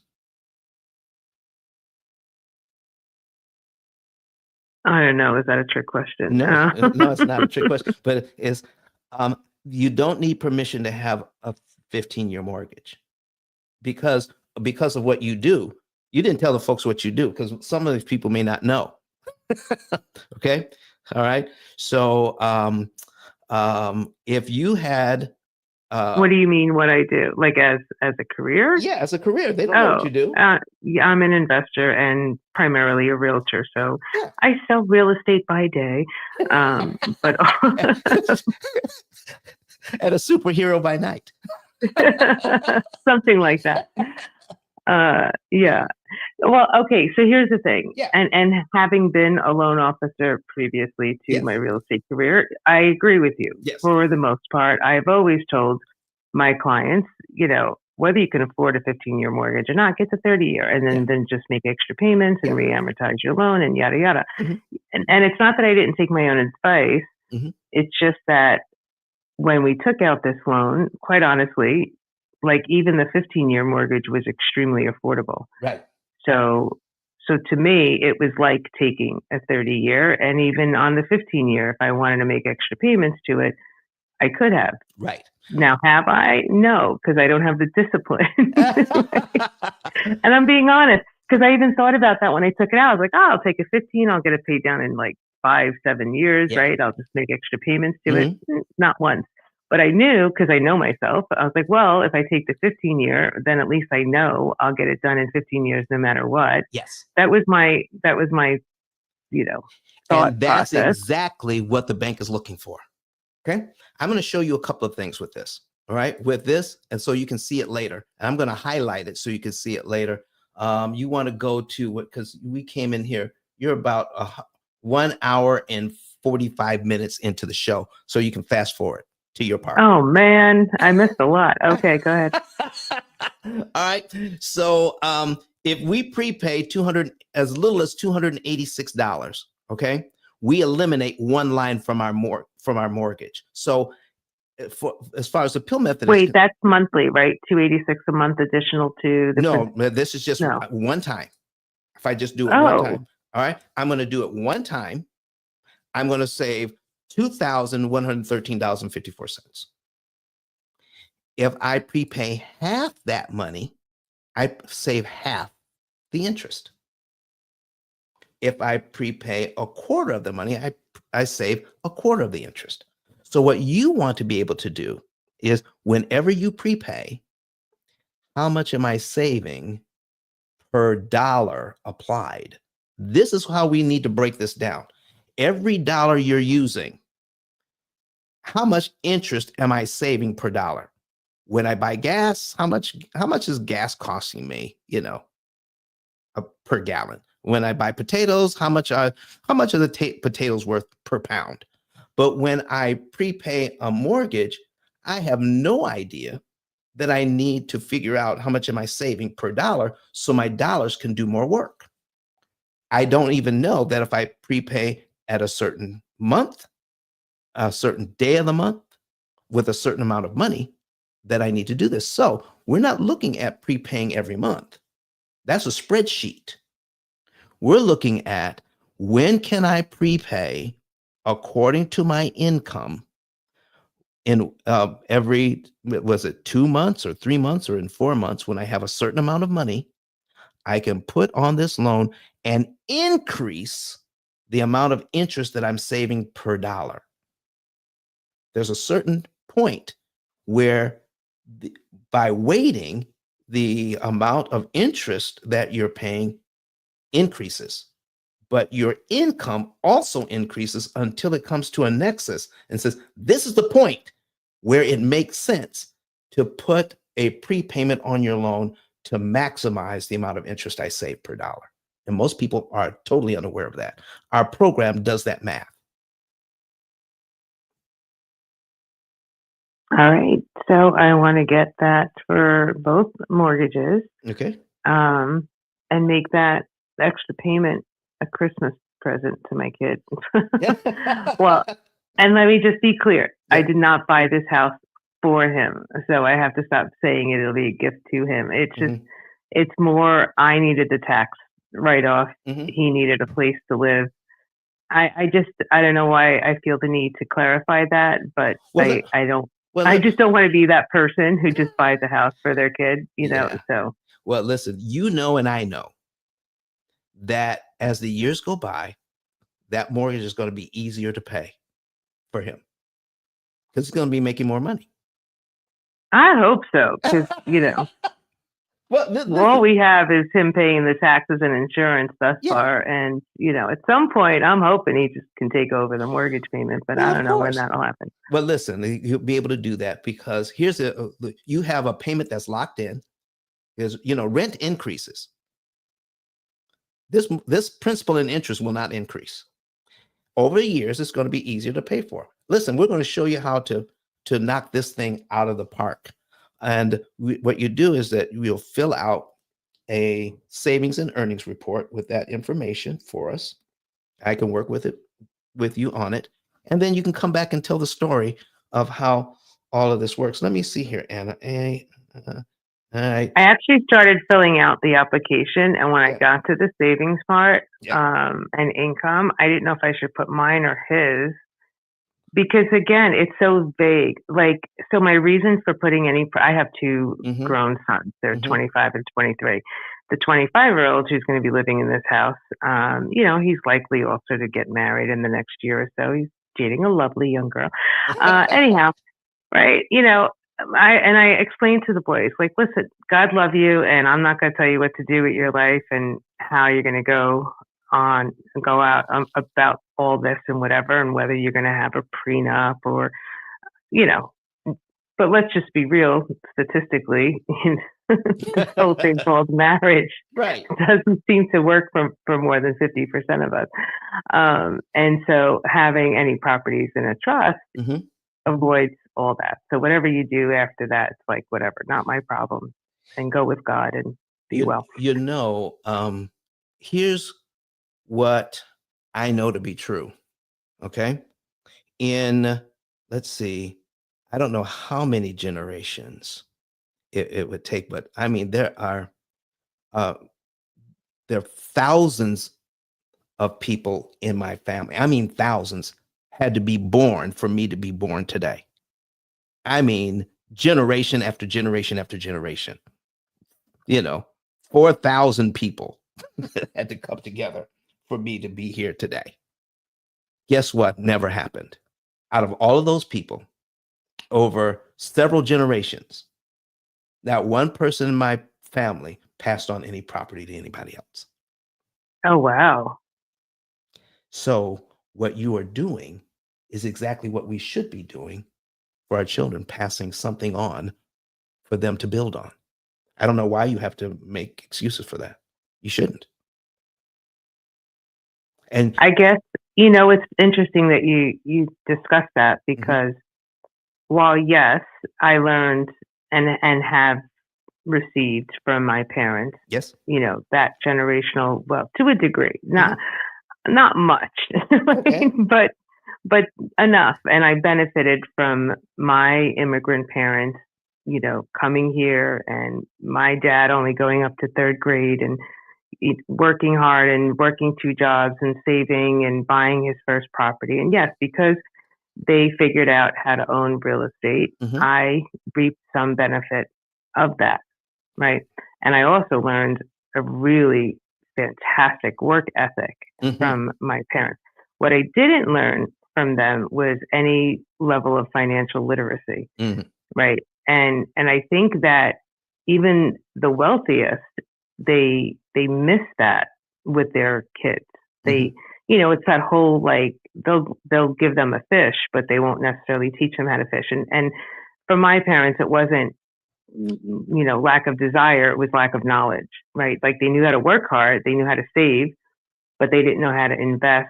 And yes, they did know how to buy a house, but there was a lot I didn't learn until my late 30s, early 40s, and still learning. Right now, I'm in my early 50s. I just wish it didn't take me so long to get here. And so for me, my reason for not wanting to give them whatever in life is because I don't want to rob them of their ability to create and make for themselves. Right. So we're just kind of, we just want to give them a head start. We don't actually want to run the race for them. Correct. So, which is nothing wrong with that. Head starts are good. All right. So here's what I want to talk about with you today, Ms. Anna. All right. And it looks like you received my text, so I still have your number. Yep. Okay, great.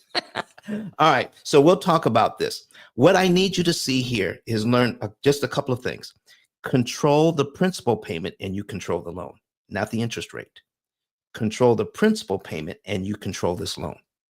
I'm showing on here at 7 1/8. Okay. 7 1/8. Your principal payments start out at $284.89. The next one is $286.58. I could prepay that and save $2,000 in interest. Now, let's take a look at the first thing you said. What if I don't have that money? Here's what I tell everybody. If we just focus on how much we're making and how much we're actually spending to live, that's what I call a budget. I'm not saying be restrictive. I'm just saying account for what you're spending. If you do that, most people I've run into over 19 years of doing this have money left over. They just think I need a lot of money to do this, and you don't. You don't need a lot of money at all. You just need to know how much money we're working with, and then we optimize the use of that money. And people have, one of the questions we ask in our questionnaire is, how much money do you have left over at the end of the month when you pay all the bills? Do you know how many people tell me zero? A lot. But when they actually do the math, the average is about $1,000. When they actually do the math. Well, I would think that most people, not most, but okay. I mean, that's great if that's true. But I find that a lot of people are actually in the negative on a monthly, hence why they accumulate credit card debt and, use that to sustain their lifestyle. And they just keep, borrowing and refinancing. And if they do own a home, right, they're using their home as a piggy bank to afford their lifestyle. So if they actually do have a surplus, fantastic. But I find more people are over borrowed than under. Well, yeah, that hasn't been my experience. But if they are, we can certainly show them how to get right side up quickly. Because once they learn what's really going on, they're not tracking how much they're spending. We get them in the habit of tracking how much they're spending. And then if they have even a little bit of money left over, we can show them how they can use that little bit of money to kill interest on their loans. Now, here's the great thing about it. I can show them how they can live a great lifestyle, increase their savings, and kill interest and pay off the debt in about 7 to 9 years. All of those things happen simultaneously once you know how. That's the program we put together. Well, does it work? Does it work for me? Does it work for? Yeah, I mean, does it work for everybody? Honestly, no. If you taught me that, though, if you if we really apply this to both mortgages, and my 23-year-old's around the corner from wanting to move out, and like Yes. we're gonna do this again Mhm. for him. And like honestly, I wish that I could do for them what my father, and I say my father because my mother died when I was a teenager. So Mhm. I mean both my parents, but by the time I was married and buying my own house, it was just my dad. And so my dad gave us a beautiful right down payment. Right? Yes. At the time, we would not have bought shit if it wasn't for that, right? Mhm. So huge, gratitude and all for that. And so in my lifetime, I wanted to be able to do the same for my kids. Well, here we are, Mhm. right? And not only am I putting 25% down on a 475, but I'm picking up the damn payment, most of it Yeah. too, because for what these kids make and where the properties are just ridiculous. You can't buy it. It's a first time home buyer type of house. It's a cute little something there in New Jersey. Mhm. And, it's $500,000, right? Like you can't buy, at least in this area, like you can't buy a starter home for Right. much less than that. So I guess what I'm getting at is the challenge that the young adults have today to even get started Right. seems kind of insane. And where do I end and where do they pick up? Right. Right? Like that's my personal Well, thoughts and issues. we can definitely help you there, but I like to look at this from the positive side.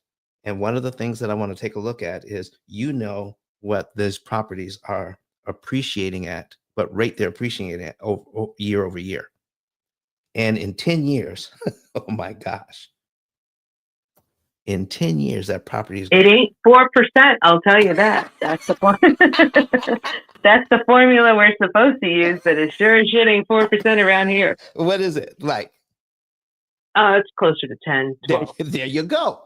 Okay. So if I'm looking at that kind of money, all right, there are options I can that I have, 5-10 years from now, to even make that house more affordable. All right, to make the payment more affordable because of the appreciation. So there are things, you're giving them a good head start, and you should be proud of the fact that you could do that. All right. But what we want to do is make sure more people can give a good head start for their children. And that's why we're doing this show today, How to Thrive in 25, is because we're not paying attention to the interest cost we're paying when we can pay so much less to acquire the same equity and still live a great lifestyle, because we have no idea, if I prepay something, how much interest I'm actually saving. Let me show you something here. So you said that you had a choice between 7.125 and a higher interest rate. What was the higher interest rate? Honestly, it was only like an eighth of Okay. a difference. So seven I'm and a not quarter. saving all that. Yeah, I'm not saving all that much. But even at 7.25, okay, 7.25. Hold on for a second. Okay, even at 7.25, okay, 7.25. I want to show you something. Okay, the payment was $2,400. Otherwise, 7.25. The payment is $2,430. Okay, so all right. So now here's what I need to show you here. The principal amount, starts out at 284. Okay, but when I increase the interest rate, my principal payment is only 277. So if I had to come up with an extra amount of money to prepay, the smaller amount actually kills more interest. The higher my interest rate, the smaller the principal payment. I control the loan with principal payments, and interest payments I skip don't matter. I know some people who are, let's say this was an investment property, okay, and they couldn't get 7%. but they could still make the thing work at 8. They could still make it work at 8. They could still make money at 8. Okay. Now the principal payment is $239 and $240. Let me show you what 1 year on this looks like. The principal amount at 8%, the cumulative principal is $2,900, $2,976.02. If I prepay that, I knock out 1 year's worth of mortgage payments if I prepay $2,900. If I lower the interest rate to 2 1/8, I'm sorry, to 7 1/8, to do the same thing takes $3,500 to take off 1 year. When I lower the interest rate, I increase the principal payment and my money doesn't work as hard. Now, people who own the bank understand all of that, but they've never taught us. So I never pay to lower the interest rate. I can make a higher interest rate work for me much more effectively because I know how.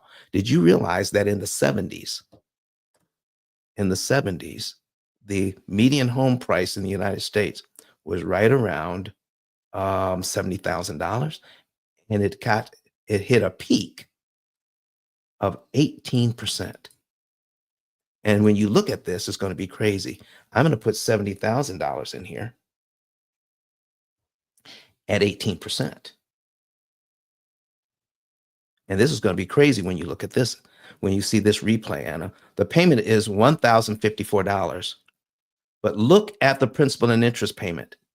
$4.96 goes to principal, $1,050 to interest. Do you realize at using this loan, only an extra $5.03 eliminates one line from this mortgage and saves $1,000 in interest, over $1,000, almost $1,050 in interest. Total interest paid That's crazy. for the first year. Total interest paid for the first year is $64.67. If that is prepaid, I knock off a whole year and save $11,500 in interest with just $64.67. People were paying off these loans back in the 70s and they didn't realize how they were doing it. $2.50 prepaid saves me over $500 in interest. That's what's crazy about amortization. We don't realize when we can read it, we can now put together a program that benefits us because we're getting away from how we've been taught. And I would love to do that for you. And you can come back and tell the story. Sounds like a plan. All right, I'm gonna reach out to you, Anna, and call you. But listen, ask me any other questions about this, or anybody on the stage. Listen, this is the time to learn how to thrive in 25 by understanding what your interest consumption is and what you can do about it. But I'm going to be live in Orlando on January 31. Let me see you in Orlando. Go to P.O.P.C popclive.com, or you can text the word P.I.L.L. to 256-215-9496. It's crawling across the screen right now. Text P.I.L.L. to 256-215-9496. Get all the information you need about that. Meet me live, and I will listen. You will not only learn how to do this for yourself, but also learn the history of where all of this came from and why it exists in this fashion today. It is not to help the consumer. It is to do something completely different, right? And you need to know why you're not taught this in school. And it has to do with people who buy mortgages for investment purposes. It has to look good to them, or they won't buy these mortgages. I'm going to show you why all of this exists. All the data is going to be broken down to you piece by piece. And you're going to say, you know what? I don't want to be in the matrix anymore. I want to get out of this matrix. I don't want to listen to what I'm being taught as what do they call it? Best practices. You want to do something different. Cut your interest costs, take that money and invest it in your family, create generational wealth, and let's give our children and our grandchildren a leg up like we're supposed to. And I appreciate you. Sylvia is raising her hand.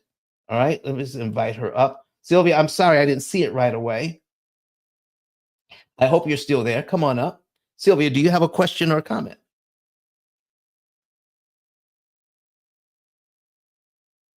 Hit that microphone in the lower right-hand corner because sometimes it sticks.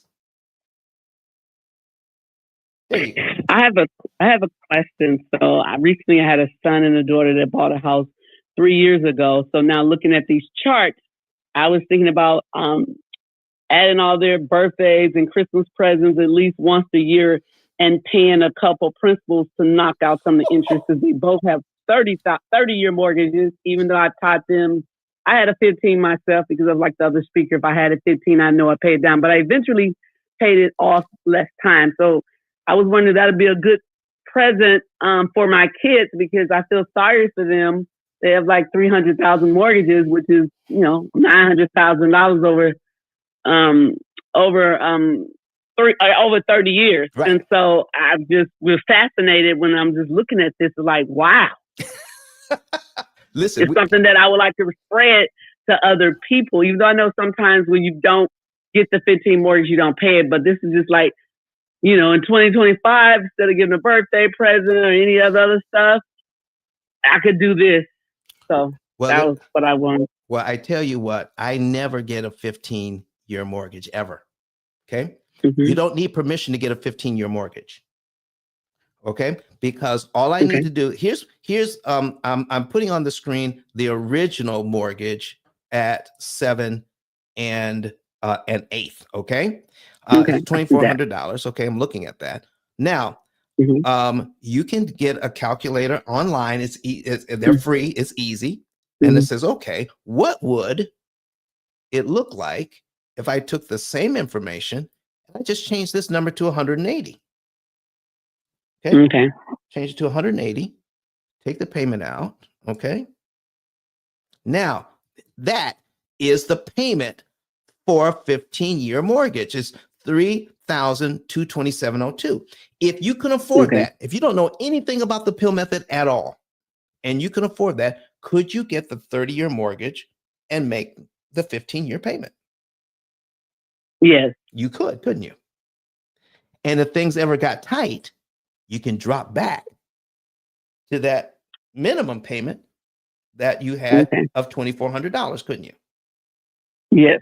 But if you get this 15-year mortgage at $3,227, things get tight. Yeah, baby, you're stuck. Mm-hmm. Okay. The other thing is this. Now, remember, when we attack the loan with a principal payment. If I make a regular payment on this mortgage, okay, if I make a regular payment on this mortgage at, the $3,000, to knock out one line of the amortization schedule, I have to prepay $1,118.39. Okay. That's what I have to do to knock it. But on a 30-year loan, well, all I have to do is come up with $286. Gotcha. That makes more sense. Yeah. So that's kind of where we are with that. You want to put yourself in a position where you can attack the loan in a way that saves you the most interest per dollar. Now, you said you're going to look at taking the Christmas gifts and the birthday gifts and things like that. And Anna, you talked about something that you received as kind of a wedding present. So here's what I'm asking. If you had the choice, down payment on the house or a fabulous wedding, which should I choose? Down payment on the house. 100%. 100%. Yeah. Talk to us about that. And hell, you should have your party in your house. Like, seriously, come on now. Well, look, my son who's dating this lovely girl, right? Don't get me wrong. He's handsome as hell. Yes. He's got a good job and health insurance, right? Mm-hmm. Oh, and by the way, he can cook. So he's already a catch, right? But don't even act like he's not the catch because he's a homeowner, right? Like, so I'm thinking she'll be more forgiving on the size of the ring or the party when she's got a house to live. I'm just saying, a house trumps party every day. And Sylvia, is that what you're saying as well? So I could take this present money and, Yeah, I mean, I think that'll be more useful than, buying them some kind of gift, because I'm sure they don't know this information. So say if this example you had up right now is example of my son, it might be a little bit higher because they bought houses in 2021 when the interest is done. But to pay, say if this is an example, I wanted to give them $3,000. If I wanted to give them $3,000 and pay 10 payments or something like this would eliminate so much of the interest. Ooh, you got that right. You see, and so would it be best to pay a one principal each month, or just do it collectively? Okay, now you're asking a different question. So what we're looking at is we need to understand how many variables are involved.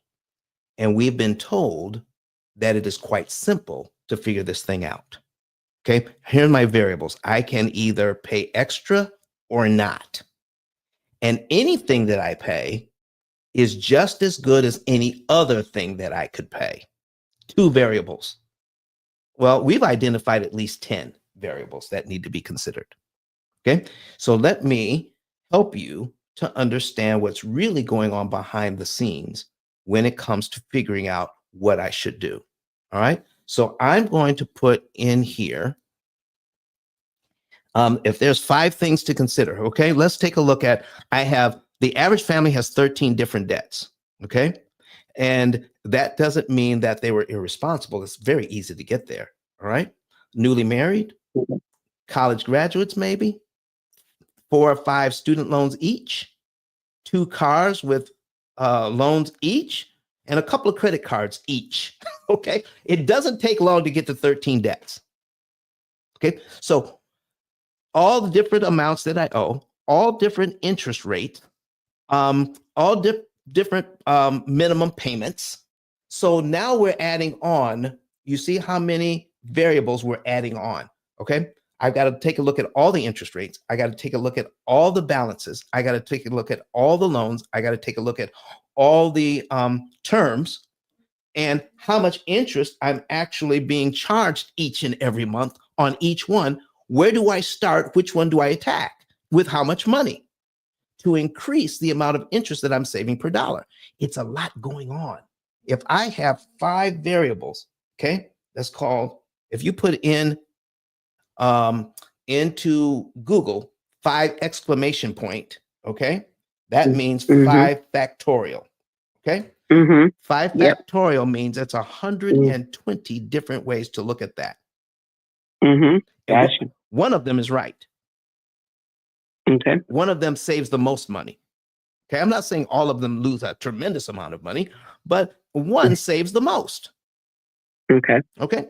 So if I knew which one if I knew which one could save me the most money, does it make sense to save less money? No. No. All right. So, but if I can identify 10 variables, oh my gosh, 10 different variables, 10 exclamation point. Ooh, that's a lot. Yeah. So that's 3,628,800 different permutations, the way to look at that. One of them is the right way to do it. Okay. The most inexpensive way to do it. So instead of looking at how loans can be paid off fast, we need to be taking a look at how we could pay off a loan cheap. So, because if I look at paying off the loan fast, I can take a look at this one that Anna told me about. And so had a guy who called me up and says, I took $40,000 out of the bank and paid off my car. And the $700 I'm no longer paying on the car, I put on my mortgage every month. And I said, well, that's what the experts are teaching. Why are you calling me? This is why I saw one of your videos on YouTube, and I'm wondering if I did the right thing. So I said, well, when you paid off the car, how much interest did you save? Sylvia, do you know what his answer was? It must have been a low number. No, he didn't know. Oh, he didn't know. Okay. None of us would know because we're not taught to know that. So I said, he says, I don't know how much interest I saved. Let's figure it out. So we figured it out together. He saved $6,000 or $7,000 in interest by paying, which is, that's no small amount. But just even now, his house was in Arizona. I think it was 700,000 at 4%, but I'm just going to use this one. Okay, this is 356,000 at 7 1/8. Okay, but if I look at cumulative principal here, and I take that 40,000, which I can only spend once, he took $40,000 and he spent it, and what did he buy? $7,000 worth of interest savings. But if I put it on this mortgage, let me go down to 40,000 here. Lord have mercy. $40,000 takes off 102 payments off this loan and saves how much in interest? $205,000. Wow. You see, what we're taught is how to do things fast. We're not taught how to do them cheap. Oh, it's powerful. Okay. So if we knew how an amortization schedule worked, we would not make expensive mistakes. But we also feel when we make that mistake, we did the right thing and we feel good about it. I paid off my car 2 years early, but I had no idea what I was really doing was saving interest.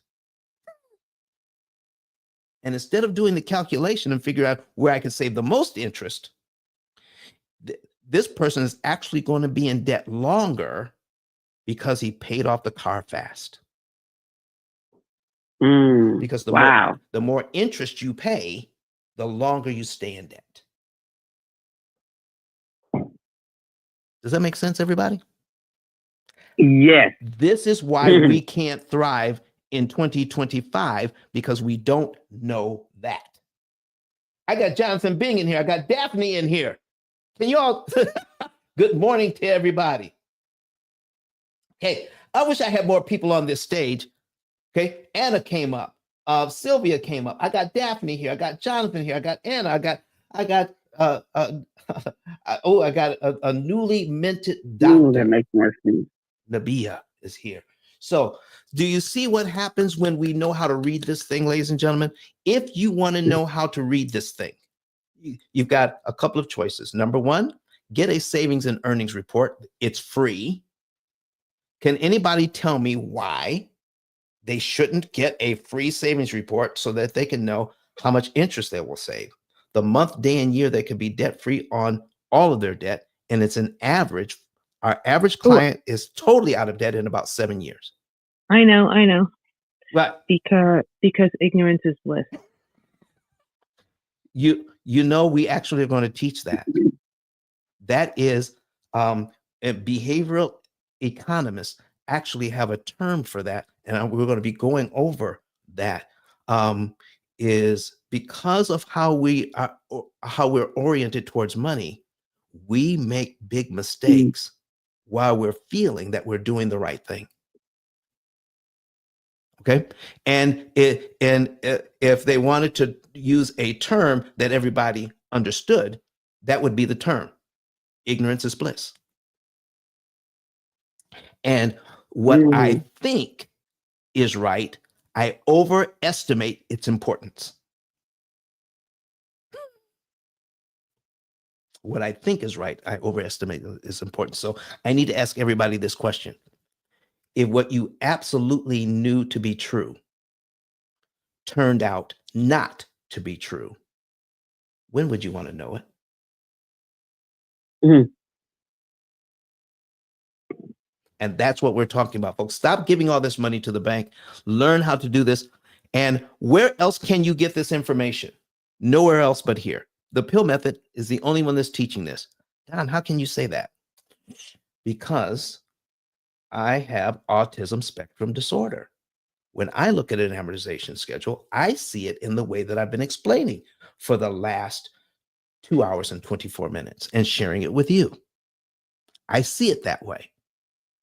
And I own the copyright. That's why you don't see it anywhere else. Down, you've been doing this 19 years. Why don't more people know about it? Well, because anything that is disruptive and new is slow to catch on. But once it hits a certain point, it takes off like wildfire. So when people tell you, no matter what they're doing in life, no matter what they're doing in life, no matter what their expertise is, they said, you know what? My overnight success was 25 years in the making.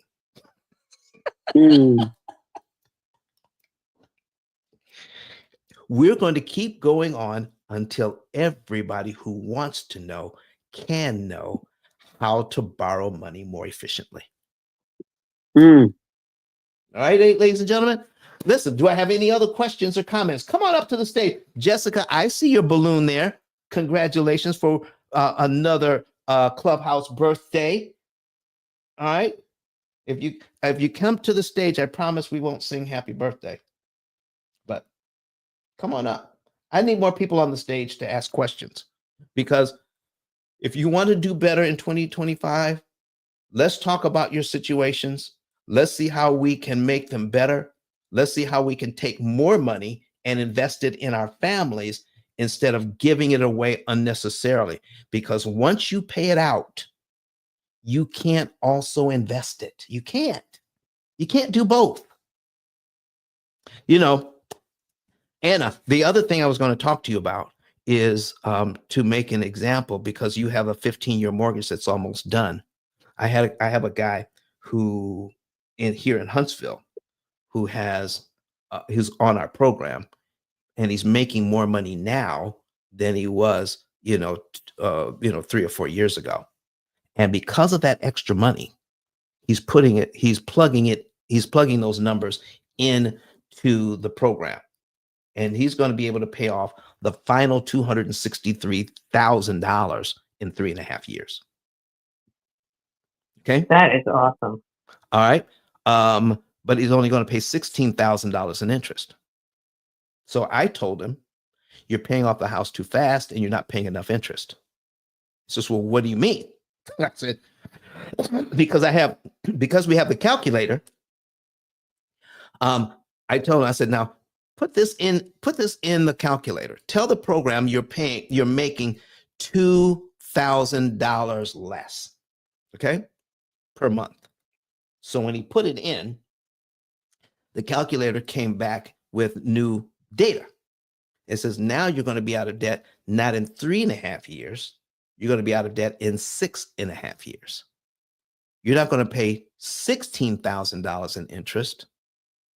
You're going to pay $20,000 in interest. He says, well, Don, it's going to cost me more and it's going to take me longer. Why would I do that? I said, well, it sounds like you want to be out of debt in 3.5 years. He says, I do. I said, well, what would you have to do? He said, I have to tell the program I got that $2,000 in income. So that's for 3 years. That's 36 months and a half year. That's another 6 months. That's 42 months at $2,000 a month towards debt reduction. That's what, $84,000? Do you want to pay $84,000 to go from $20,000 in interest paid down to $16,000 in interest paid? In other words, you have to pay out $84,000 over the next 3 years just to save an additional $4,000 in interest. Is that how you want to spend your money? I don't know all this information. Okay. So this is why it is important to understand you only prepay your loan to a certain amount and then you stop and you just make minimum payments from then on out, because your money is better spent making money at a certain point than trying to pay off a loan. Does that make sense, everybody? I have to balance. interest I can save against interest I can make. And you need to know when that, when the shift happens. Okay. And I said, that's SHIFT, the shift. All right. That's when that happens. All right. So folks, listen, I can't believe I don't have more questions for the beginning of this year on how to do better financially. Okay. Listen, we need to get that done. So let me put on the screen what the opportunity cost calculator looks like. All right, we're going to put that on the screen for you guys.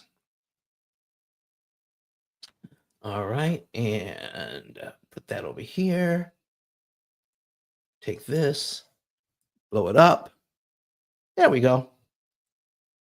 Add that to the stage. There we go, ladies and gentlemen. Here we are. Okay, this is what the opportunity cost calculator looks like. And we put everything in here and it tells us what we need to do. This is John and Rebecca Jones, and I'm going to show you what they've got going on. They have $500 in checking. They got a little over 5,000 in savings. Here's their car loan. Here's their Visa that they owe 2,000 on. Their car loan is 25,000, and they have a $200,000 mortgage at 6%. Okay. There you go. All right. So now they have a total of $227,000. That's their liabilities. Our program, starting out, has done some preliminary calculations, and John Rebecca Jones potentially can save $179,000 in interest they never have to pay. Because that's money they don't have to pay out, okay, more of their money goes to principal. So therefore, they can use the same budget and be out of debt in 7.7 years. Now, we don't just give you the technology. The technology without the financial coaching isn't worth your time. You need both. I've been here 2 hours and 30 minutes. And I haven't even begun to scratch the surface of this thing and how much you need to know to understand this. Our clients not only get this, but they meet with us on a regular basis so that they can learn how they should be thinking about their money so that they can save more, they can buy more with less, learn how to borrow money at 75% off, learn how to leverage, meaning how do I pay the least amount to get the most benefit? There's so much to learn here. Okay. So you have a whole team of people that are there ready to work for you.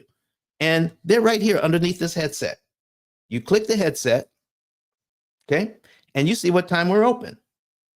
Well, when it's not a holiday, Monday through Friday, 8 a.m. to 5 p.m. Mountain Time. Here's the 800 number. You call that number. You don't get a recording. You don't go through a time-consuming phone tree. Somebody answers that phone who knows about your program and can answer questions for you. Okay? And it's unlimited. Not only can there's somebody there to help support you, that's just customer service. You also get a dedicated coach, someone who sets up time with you on Zoom weekly or bi-weekly or monthly, however you want to set it up, so that you can learn how to optimize or set up your program specifically for your personal use, for your business, for your church. There's a way to set this up for your particular situation so it works the very best it can for you, but it would be completely different for your neighbor. Now, Dave Ramsey gives the same advice to everybody. I don't know how he got away with it for all these years, but he does. Susie Ortman gives the same advice to everybody. Our program is set up specifically for you. And we guarantee your results. What? I will tell you this. Now, there are a lot of programs that have been then over the years that have been sold on Clubhouse. Not one has told you, I will guarantee your results or I'll give you your money back. Not one. I will. We're the only ones. And it's a lifetime guarantee. The program must always work. Now, you can take, if you start out with one mortgage and you pay, and let's say you decide you want to pay it off, you can put in another mortgage. We have to guarantee that one too. And we have to guarantee the third one and the fourth one and the fifth one. We have to guarantee this thing for life. If it ever stops working correctly, whatever you invested in the program, even if you paid off 10 mortgages, you get your entire investment back. Well, minus the credit card fees. So that's it. So we guarantee your results. We're the only program that you'll run into like this, that if you follow the program, you will get the results that we promise. All right. And when we do one of these for you, and we also have to go over if the data that you've given us is correct. If the data you've given us is correct, once you become our client, this becomes a legal document. And you can hold our feet to the fire because of this. If you're following the program and we don't give you these results, whatever you invested, you get back. And if you don't believe me, look up P.I.L.L. method right now. Whenever you have an opportunity, look up P.I.L.L. method, P-I-L-L method. Look it up. Google it.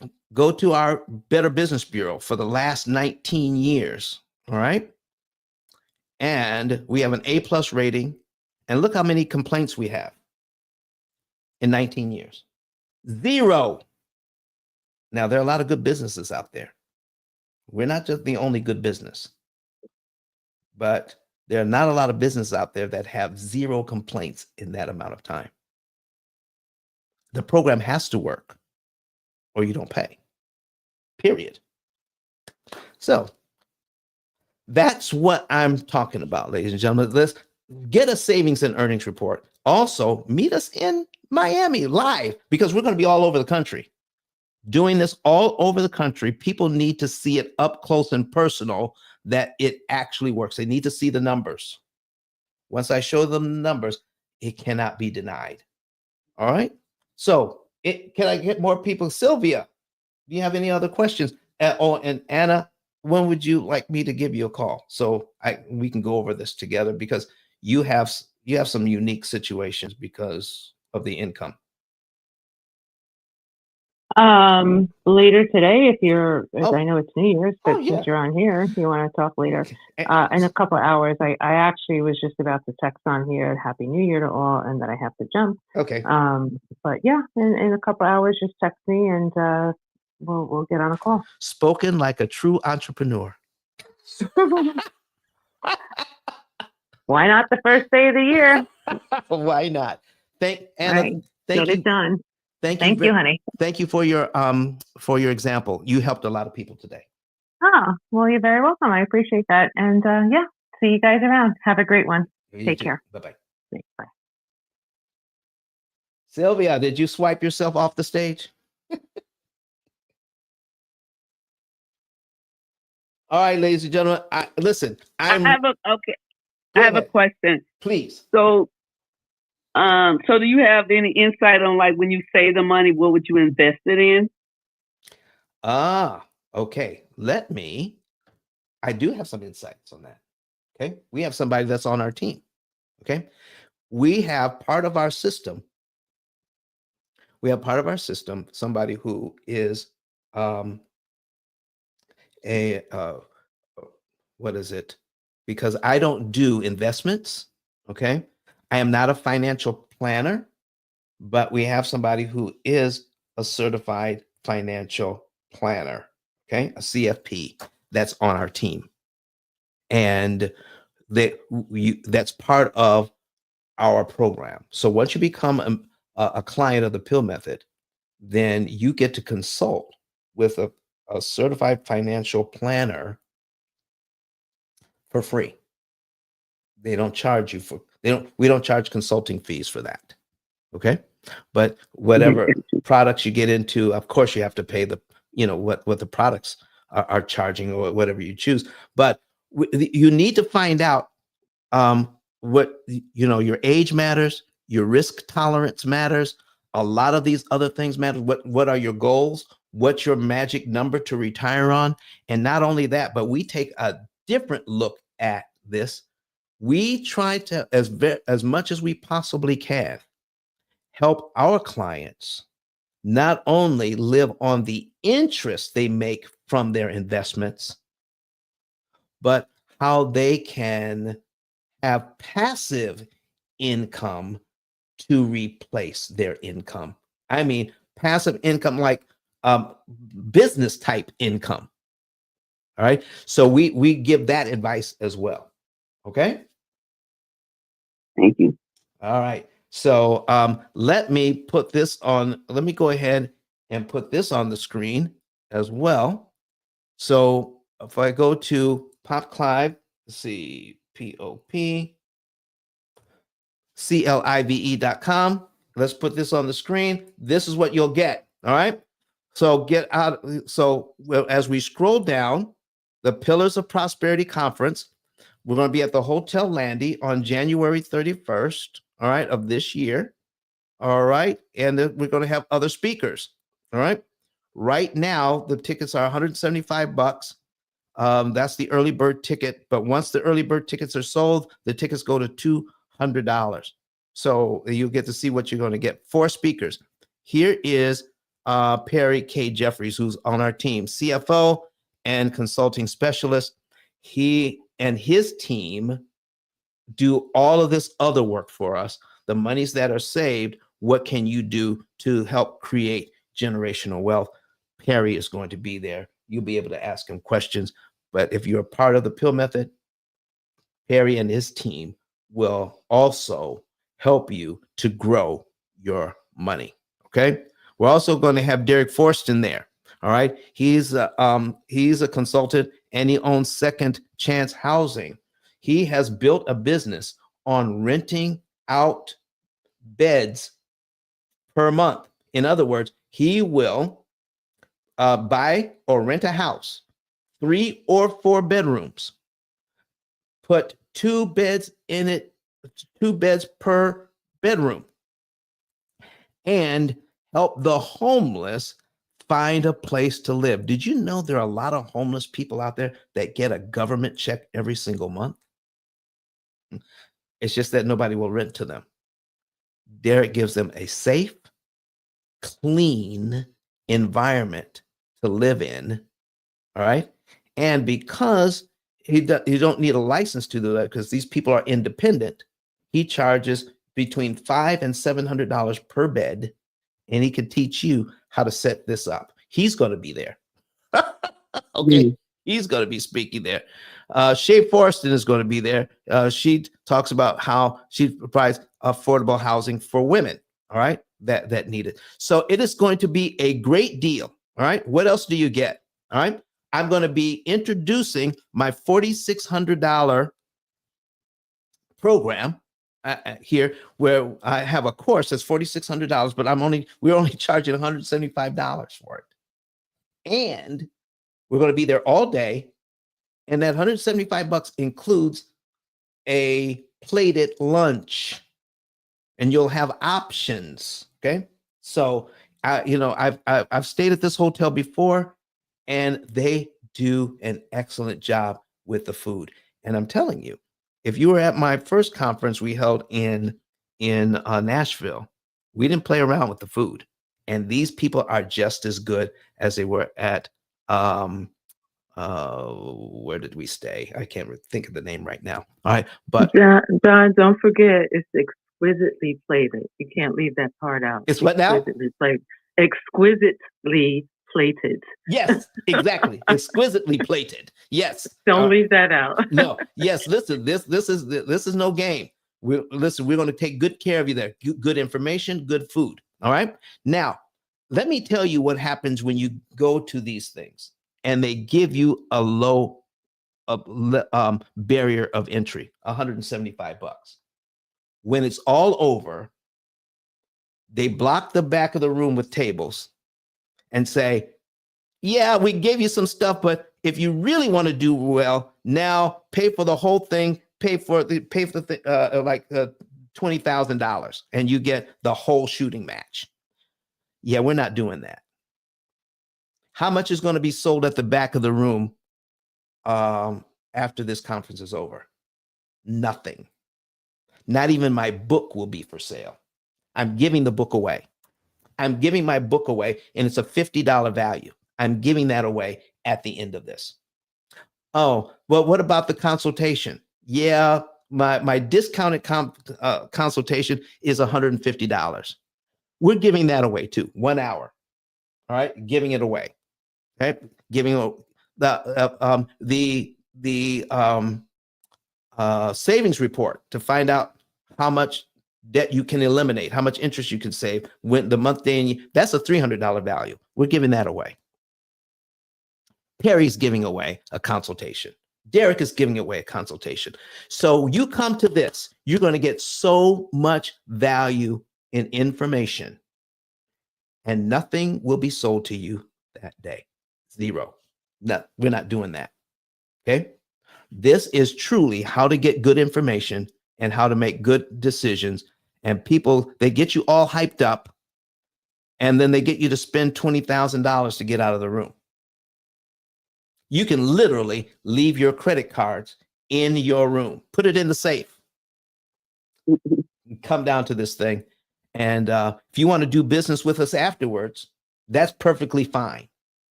But no, nothing will be sold that day. All right.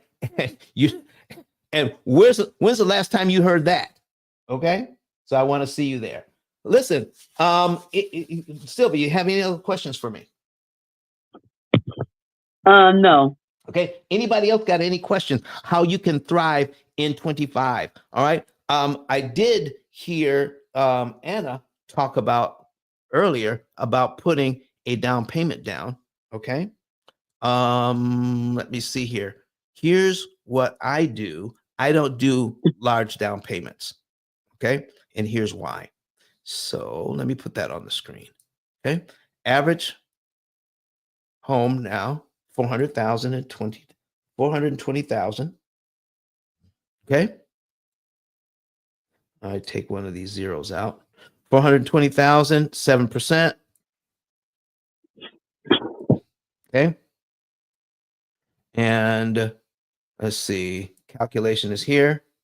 So what time is the event on January 30th? But all of that will, that should be, Brother AG, that should all be in the information we give you. Now, everybody who buys a ticket will be put into our system so that you will be constantly updated by text on what's happening.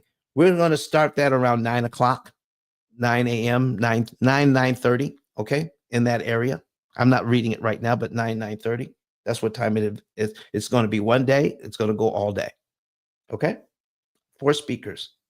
All right. There you go.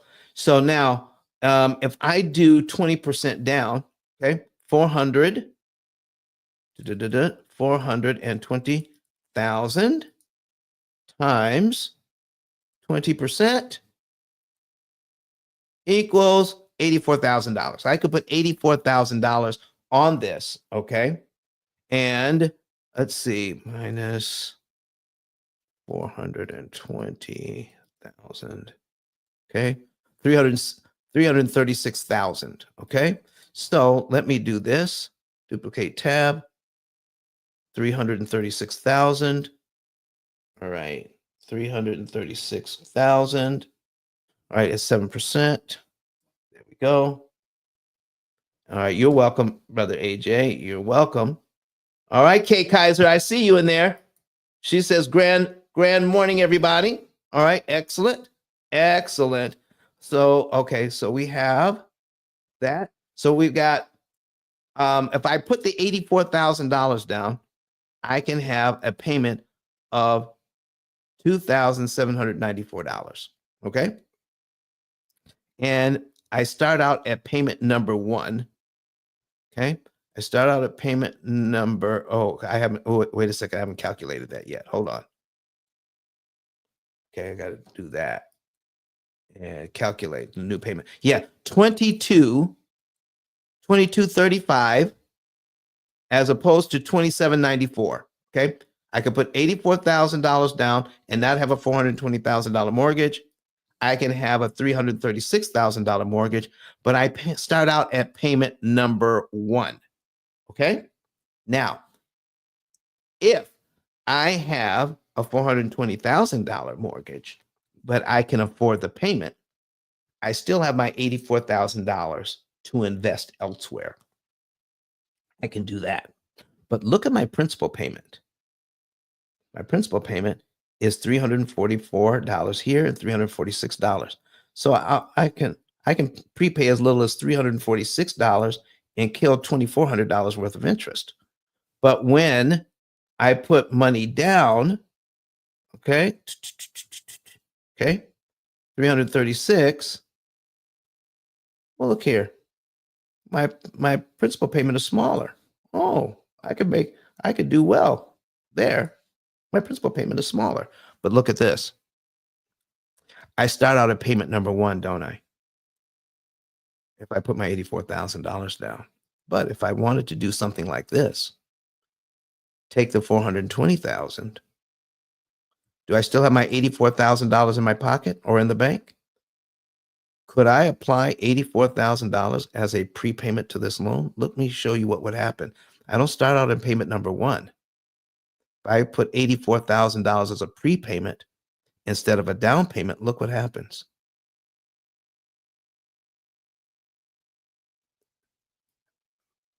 I knock off 152 payments, ladies and gentlemen. How much interest did I just save? $340,000. Why would I ever put a down payment when I could use that money as a prepayment? And I'm not starting. I still have a mortgage of $336,000, don't I? But I'm not starting out at payment number one here. I'm starting out at payment number 153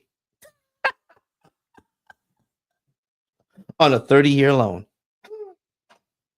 So that's what we're talking about, ladies and gentlemen. Everything that you've ever learned to do that's wise when it comes to lending, we teach you basically to do the opposite. And we show you the numbers why. Everything that you've ever been taught about lending, you have to forget. We're going to teach you how to learn it the right way. Any other questions or comments today on the very first day of 2025? Okay. How to thrive in 25 despite banking lies. Let's not fall for it anymore. And this works if you refinance and also, right? Yes, it does. And what is the reason for refinancing? Let's talk about that. Well, I co-sign for someone, one of my family members, and I need them to refinance. I don't have any debt, but I like learning about debt because when I got out of debt, I'm sure I could have did some more corrective ways, and I want to learn about it to help my family out, you know. Okay. So we need to refinance to cash you out. Is that correct? Yep. That is a great reason to refinance. But let me show you how you can refinance even better. Are you ready? Yes. Okay. So do you want to give me some numbers to work with, or do you want me to make some up? Because I can. I think the balance of the loan is $225,000. $225,000. So here's what we're going to do. We're going to put that in at $225,000. What is the current interest rate? I say 7.25%. No, I'm talking about what they're paying now. I think they're paying 7.25%. The loan was taken out like 7 months ago. Okay. $225,000. $25,000. Okay. Let's just say we can still get the 7.25 because basically after the Fed dropped the interest rates 50 basis points, do you know the mortgage interest rates actually went up? Is that right, Jonathan? Mortgage rates actually went up after the Fed dropped the rate 50 basis points. That's correct. Okay. So it doesn't necessarily correlate that because the Fed changes the rate that interest rates are going to go down. So you need to know how you can use these interest rates to work for you. Now, let me ask you, let me point out something to you. Let's say it costs about $10,000 to refi this loan. Okay. Okay. So that means if they owe 225 when they refi, all right, generally they're going to get a new 30-year loan. Okay. And it's going to be 235,000. Okay. At 7.25. But they're going to cash you out. All right. We're going to cash you out so you get paid off. All right. So now, they never ask you to pay the 10,000 up front. All right. So they say, well, roll it into the loan. Okay. Roll it into the loan. And here's what we're going to do. I need you to see how much it costs to get you back down to the original 225,000 when we roll in a $10,000 loan inside the mortgage. Okay. So in the first year on this loan, we pay the loan down by $2,274.41. You know, that's just $2,200 of the $10,000 they added on. Okay. Wow. So while you're trying to pay off the closing costs, how much interest have we paid on $2,000? Wow. $16,000. By the time we pay off the 10,000 to get back to our 225, it's going to take about 48 months to pay off the $10,000. And how much interest? $67,000. Exactly. So here's what I would tell your folks that need to pay you out. Pay that 10,000 off as soon as you can, even if you have to borrow it from a credit card. Because the interest you pay on the credit card is not going to be anywhere near what they're asking you to pay on the mortgage. You see what I'm saying? Take that $10,000, pay it off, knock 4 years off this loan, save yourself $65,000, and be in this position in the very first month. Wow. Okay? There's a lot to be learned about how this amortization schedule actually works, ladies and gentlemen. There's a lot. If you want to thrive in 25, you've got to learn how to read an amortization schedule, and it's not taught anywhere else except the P.I.L.L. method. So, Don, I can't make it to, I'd love to meet you in Orlando, but, I'm going on vacation somewhere else. Okay. So how can I get this information? Well, we have plenty of videos on YouTube. Okay. But if you like the shorter videos, we have over 200 short videos on TikTok or our Instagram page. People asking questions and me answering the questions and showing the numbers. So you can go ahead and do that. Now, guess what we also need, ladies and gentlemen? We need some people who want to make some money. Do you want to make some money today? We need people who want to become an affiliate so that they can help us to sell tickets. And if you are a business owner and you want to donate tickets, you could do that as well. How about that? So here's what we could do. I need you to go to Pop Clive. All right. And above my head here, you can click on where it says affiliate. popclive.com. Become an affiliate. Fill this out. And as soon as you fill this out, you can sign up here. Fill this out. It's very simple. Put your name in, put your email in, and your phone number, and become an affiliate. You get an affiliate link emailed to you right after you fill this out. You take your link and put it into your social media. You can use our information here. Okay.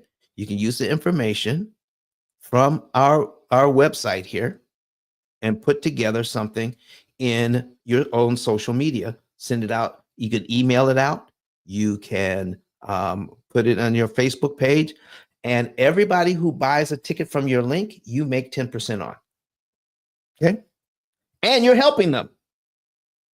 So if you want to become an affiliate, make a little bit of money, do that. We have people doing that already. Okay. Get your link and get paid. Very simple. Put it out on all your social media and email it out to everybody. There you go. Are you coming near the Chicago area or Dallas area anytime soon? Well, I know people in Chicago and I know people in Dallas. So eventually we're going to be there, but that is not on the schedule yet. Right? Okay. But Chicago will be, I grew up in Michigan and I have relatives in Chicago. And I have some business associates that I met here in Clubhouse in the Dallas area. So we're going to be going there too. I just need some people who want to help us, to help me to find a venue. So if you know somebody there and they'd like to have the P.I.L.L. method come to your city, let us know. All right. And we would love to reach out to you and see how we can collaborate and coordinate and get all this done. All right. So thank you for asking that. All right. Listen, we will go anywhere that we're invited. We're going to do more public speaking. Let's just say you wanted to do an event at your church and you wanted to do something on stewardship, on how to get the church out of debt. We have a program for that as well. You can invite us to come to your church, come and speak at your civic event. All right. What if you need a keynote speaker? We're right here. We're going to give information that they've never heard, and we're going to guarantee that when we're done, people will want to hear more. Okay? So you will not be disappointed if you bring us in as a keynote speaker on your event. All right, folks. I listen, I see. Let me check here to see if I see any questions here. I'm not seeing any questions in the chat. People are not coming to the stage. Listen, do you want to thrive in 25 despite banking lies? What are you doing financially? What are you doing financially that you want to do better in? Okay. How about student loans? You got student loans? You want to get rid of those? We got information on government programs to get rid of your student loans. What is it that you need? Credit cards information. Let me show you, speaking of credit cards, let me show you something about credit cards that most people don't know. I'm going to use this loan here. Let me see here. This, let me see here. Yeah. This $235,000 loan. Okay. $235,000. And let's put in a credit card of $10,000. Okay, some of us have credit card debt after Christmas and everything. Okay, I'm going to put it in at a whopping 27%. Now, if you're using what I use here as a teaching tool, this is Brett Whistle, BRETWHISSEL, brettwhistle.net. I will spell it again, BRETWHISSEL,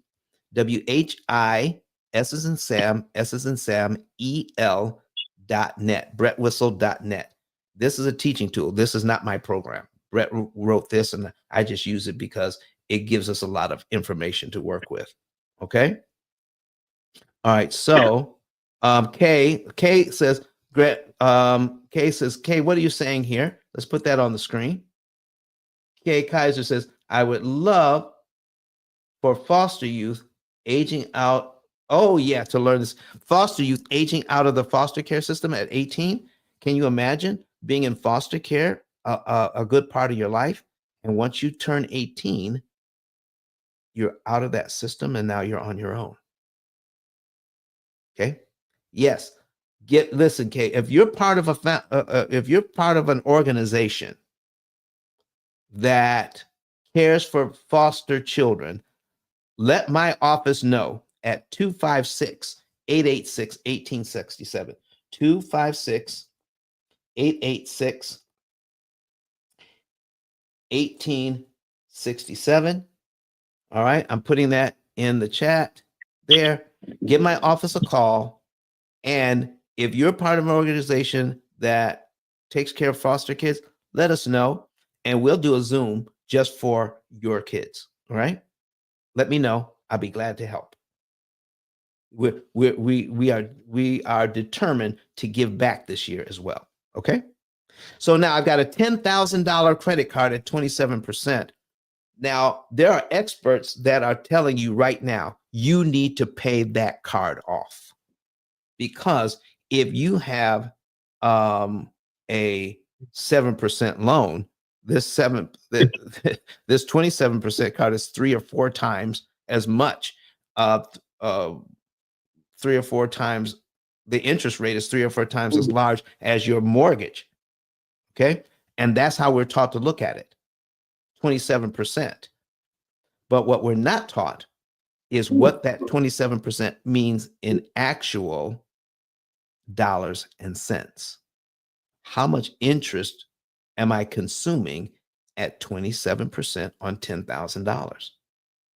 Okay, there you go. $10,000, 27%. So who can tell me, I did that wrong.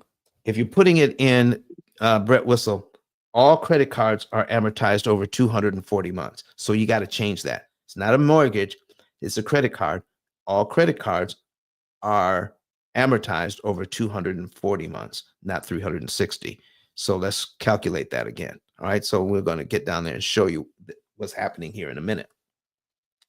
So I need to know how much I'm paying. But if I get the credit card, I charge it up, and I pay it all off before the bill comes due, how much interest do I pay, ladies and gentlemen?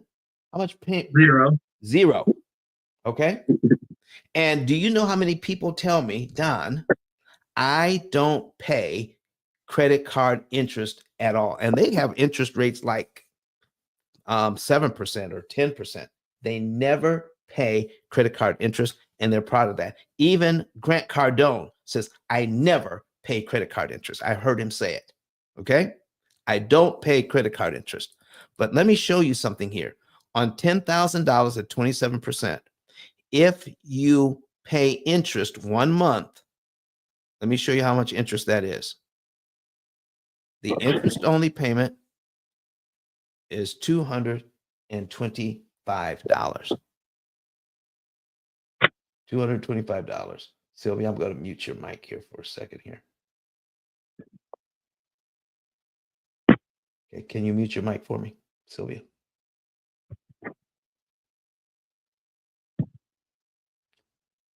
Thank you. All right, $225. Okay, so if I pay this off before it's due, I save $225. Or now, this is not a suggestion, it is just a thought experiment. But I need you to see this. I need people to start doing the math on these. And if you don't know how to do the math, we'll teach you. All right. But $225 in interest that's what they save if they take $10,000 out and pay it off all at one time. Boom, it's done. Or if I put it on this mortgage, $235,000 at 7.25%. I put $10,000 on this. There it is.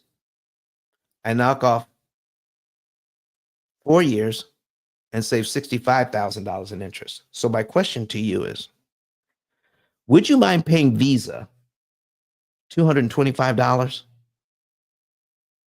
interest on a $10,000 loan so you can take their money and put it on your mortgage and save $65,000 with it and knock off 4 years? Would it be worth that? What do you think, Sylvia? Would it be worth it? Absolutely. It would absolutely be worth it. I wish I could have ran into you 5 years ago. I have a whole lot more money. Do you see how we've been taught the wrong way? Absolutely, because I paid off credit cards and a house and a car. Come on. So you have to be careful about the how we choose which ones to pay off. All right, which order we use to do it in, and don't use the debt snowball anymore. Please don't use the debt snowball anymore, because here's what the debt snowball teaches. Okay, that you need to pick a debt, pick the smallest one, and then take your extra money and pay it all off to zero, right? And then you take the minimum payment and that extra money, and then you put it on the next largest debt, all right? And you pay that one off to zero. So let me ask you, if you have 13 different debts, okay, just line them up, 13 different debts, and let's say you choose the right one to start on. And it's expensive. You know, you've said you've learned about interest cost, and this one's expensive per month. And I'm focusing on that. Is there a point where that loan, you paid it down so far that the interest cost on that loan is now less than all your other loans?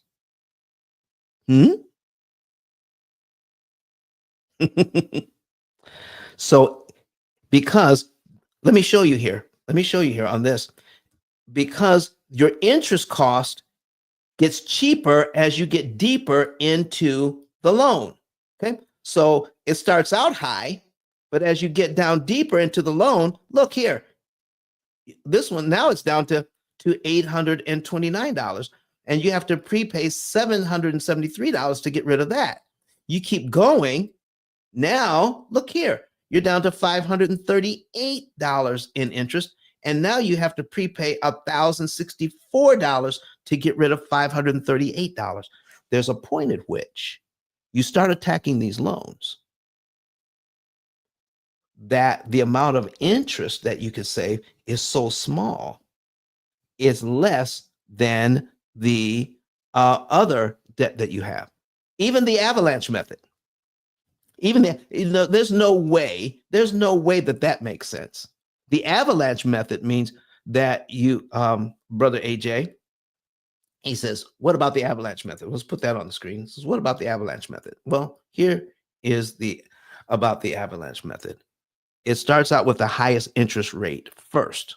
Get rid of the debt with the highest interest rate, not the highest interest cost, but the highest interest rate. But what if you have a debt of $1,000 at 27%, and you have another debt of $15,000 at 4%?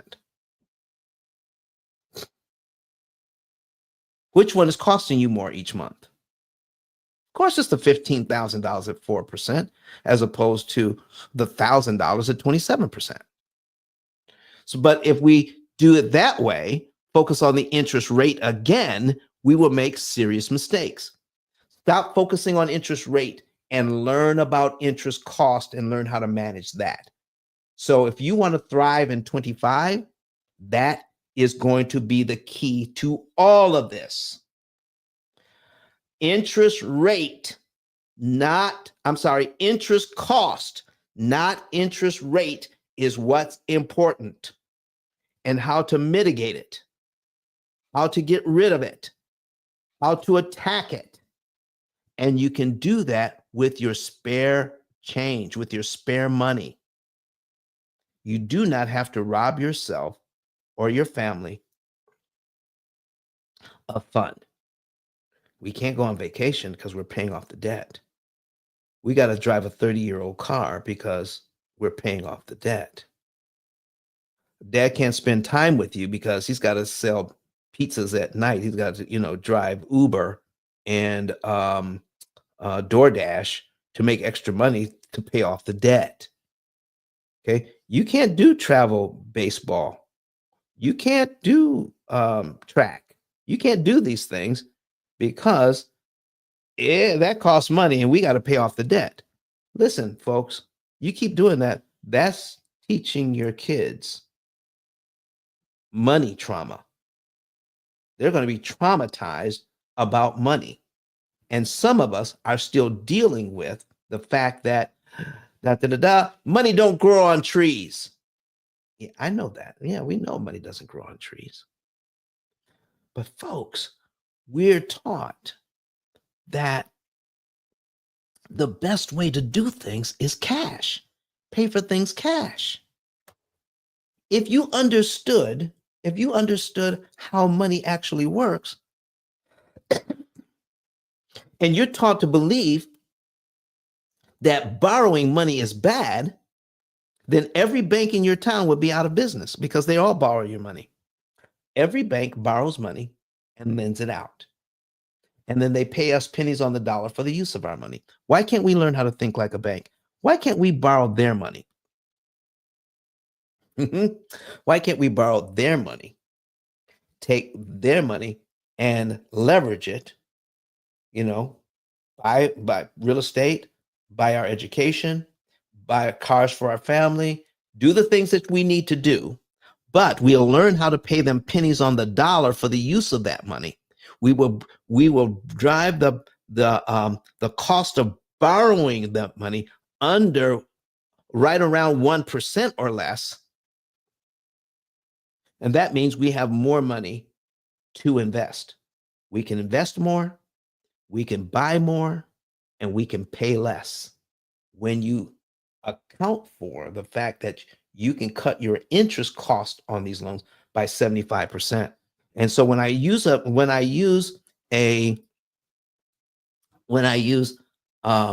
term like that, 75%, okay, sometimes it doesn't tell us how much that actually is.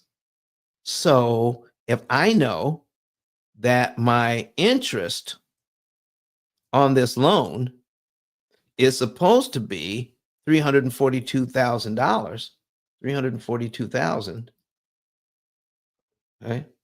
Okay, back it up.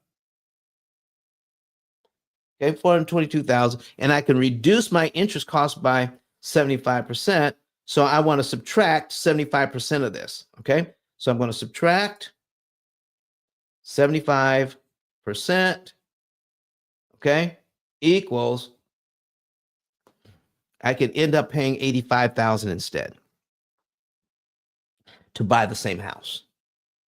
That's what saving 75% of $342,000 looks like.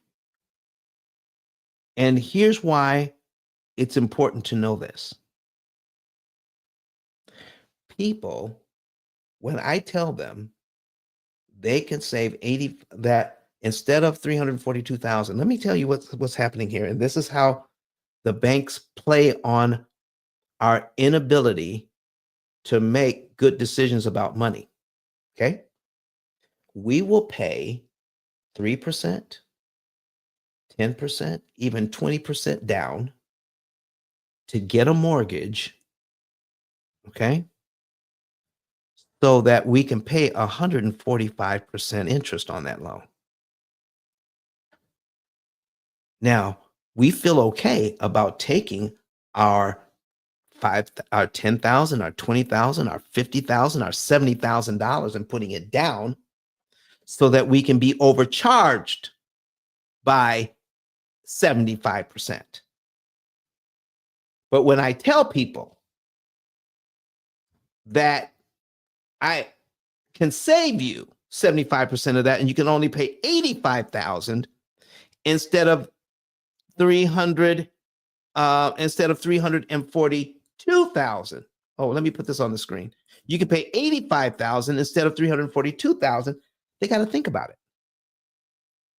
Oh, listen, you broke your neck to get that money to put it as a down payment to get this. And if I caught you 5 years into this, here's where you are. 5 years in, you've only paid the loan down by $13,000. You've already paid them $82,000. How easy was it to pay that $82,000? Very easy. You know why? Because we weren't measuring it. We weren't paying attention to it. We were just making the payments. So when somebody comes along and says, you know what? We can save you over $200,000 in interest. Over $200,000 in interest. And you can pay $85,000 instead of the over $300,000 that the bank wants you to pay. Why do we need to stop and think about it? Because banking knows that if it sounds different from what you've been told all your life, that's called cognitive dissonance. It causes stress because now you have something that you've been used to doing, and now you can do something way better. And somebody has shown you the numbers and it looks right. Now you got to make a choice. Do I keep doing what I've always been doing? Or do I do the new thing and get out of debt in 7 years and only pay $85,000 in interest instead of $342,000 in interest? That cognitive dissonance is almost painful. And some people, to get rid of the pain, they make a decision to keep doing what they've always done instead and get back into their comfort zone, as opposed to learning the new thing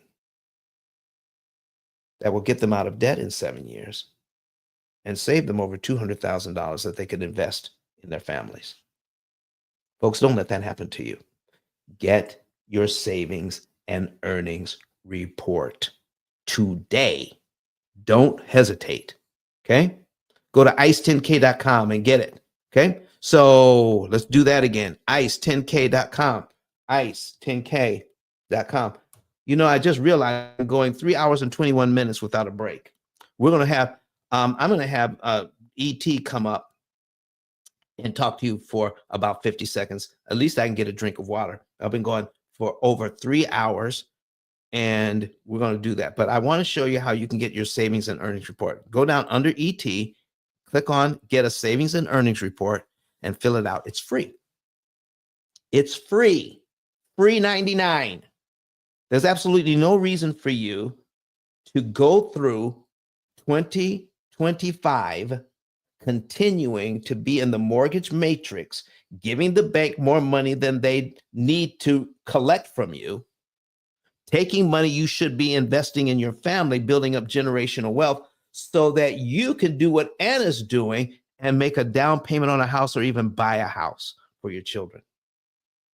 Give them a good head start.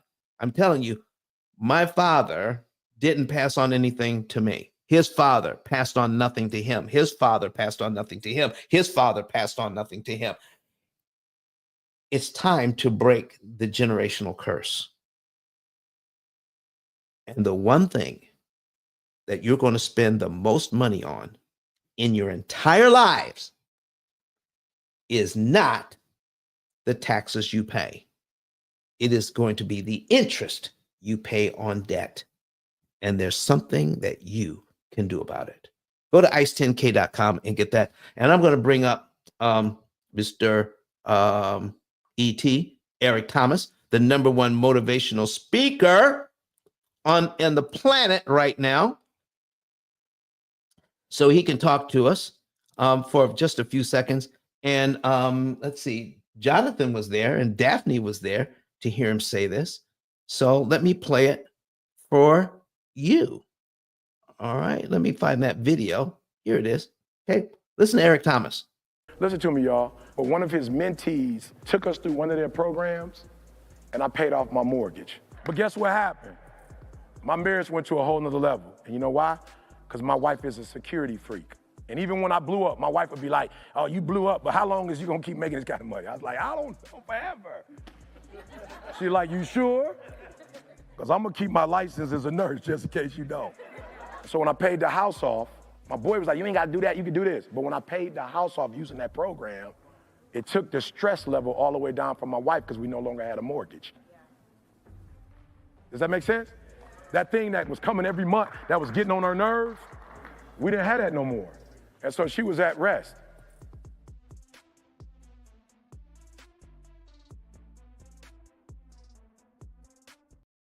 Everybody, did you hear that? E.T., the number one motivational speaker, you know, he commands, up to $250,000 an hour to speak. But still, he used the P.I.L.L method strategies to pay his house off early. Why? Because we optimize interest savings. We're going to make sure that you save the most in interest that's mathematically possible. Not some interest, but the most that's available to you. That's what we do. And we don't pay cash for houses or cars. You never do that. Okay? Don't ever pay cash for... Cash is not king, ladies and gentlemen. Stop listening to Dave Ramsey. Cash is not king. Okay? Have you heard of Dave Ramsey talk about sinking funds, how to save up cash for emergencies? Did you know that by using cash for emergencies, you're actually putting yourself at a disadvantage? I use credit cards for my emergencies. Specifically, I got a comment here. Well, let me see what that is. Oh yeah, ET is dynamic. Okay, ET is dynamic. I use credit cards for emergencies. Don, why do you use credit cards for emergencies? Because I use my cash for other things. You want to use your cash to invest, right? Plus, when I use my credit cards, especially my Amex cards, I get all kinds of points on Amex cards, and I travel for free. Jonathan knows about that. Daphne knows about that. Okay. Take your Amex Platinum. And not only that, but you get to, hang out in the lounges at the airport. You get to travel first class for free. I mean, for your points. And you're going to buy the stuff anyway. Use those cards and you can pay it back in record time using our strategies. There you go. Credit cards are for people who have resources. If you don't have the resources to pay it off, don't use the credit. Period. But if you have the resources, to put money in a savings account for emergencies, I mean 6 months worth of, put 6 months away of money in a bank account. So as an emergency fund, that kind of money sitting in a bank account making 0.1%, when you could be using that money to invest, when you could be using some of that money to lower the interest costs on your debt, it makes absolutely no sense if you know how to do it right. And our program, our opportunity cost calculator, if we plug everything in and you follow the directions, you'll be able to use your cash correctly, your credit cards correctly. You'll be able to invest correctly. You'll be able to borrow at a cheaper rate. You'll be able to buy more for less if you understand how to leverage your money. And that's what we're talking about, ladies and gentlemen. It's about leverage. Okay? It says here, Don, I want to come up and ask a question. How do you get in? All right, let me give you the link here. Okay. When I put the link in the chat, okay, we're gonna put the link in the chat. Take that link, copy it and paste, put it in. There it is. And you want to use Chrome. use that link in Chrome and you can come in. Now, if you have on another device, make sure you turn down the volume on your other device or we're going to get some feedback. All right. So you can use that link and come in and ask a question. Okay. Come in on Chrome. And when it asks, do you want to go through back to YouTube? You say no. Okay. You want to come into StreamYard so that you can ask your question. I would love to have you, AJ. Come on in. All right. So while we're waiting for AJ, do I have any other questions? Okay. Anything else going on that people want to talk about today? I'm bending down here because I'm charging up my Apple Watch. I gotta plug it in. Get that going here. Plug in my Apple Watch. There we go. Before it dies on me. So I hope you see that. Okay, AJ. You can come on in. All right. Do I have any questions from anybody else? Anybody else want to come to the stage? Raise your hand. Come to the stage, and we will handle that for you. Okay.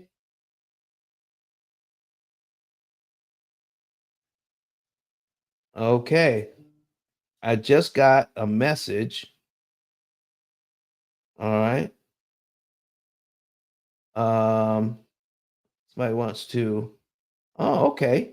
All right. Somebody wants to know something about coming in buying group tickets. All right. We can take care of that.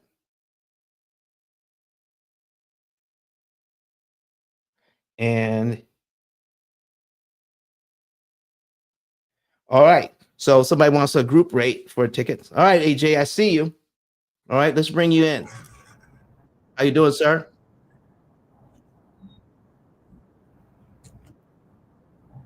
I can hear you. Can you hear me? Yes, I can hear you.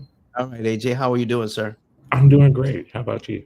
Excellent, excellent. So let me Yes, I can hear you. change this right quick. There we go. All right.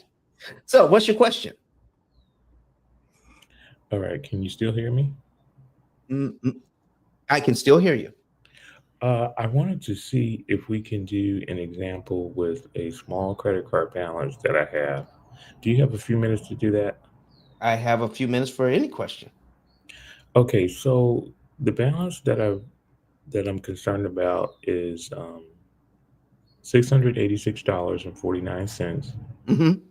The interest rate is 36%. And yeah, I think that's all you need, right? Well, let's I just talk. wanted to see. I just wanted to see how to read this amortization schedule because I'm really into this math, and I want to see how it works. Okay. So let me put that on the screen, and we'll break it down together. Okay. Okay. All right. Great. So let me take this out. All right, and we're going to put it on the screen here. All right. A window. I really like this platform. I said I can use this to teach with because I'm a teacher, so I can Okay. definitely use this. All right. So we're going to put that on the screen. All right, and we're going to present, share screen, entire screen.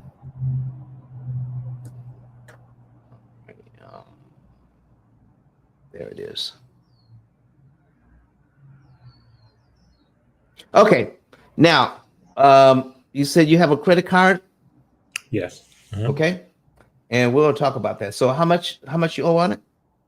$686.49. $686.49. So let me ask you some quick questions here. And something that people never think about is the word fungible. Okay. Fungibility. Fungibility means this money is interchangeable. Okay. So without getting too nosy, do you have some money in the bank? Yes, I do. Okay. And if you wanted to, could you take some money out of the bank and pay this off? Yes, I can. Mhm. Okay. Now, here's the thing people need to stop and think about.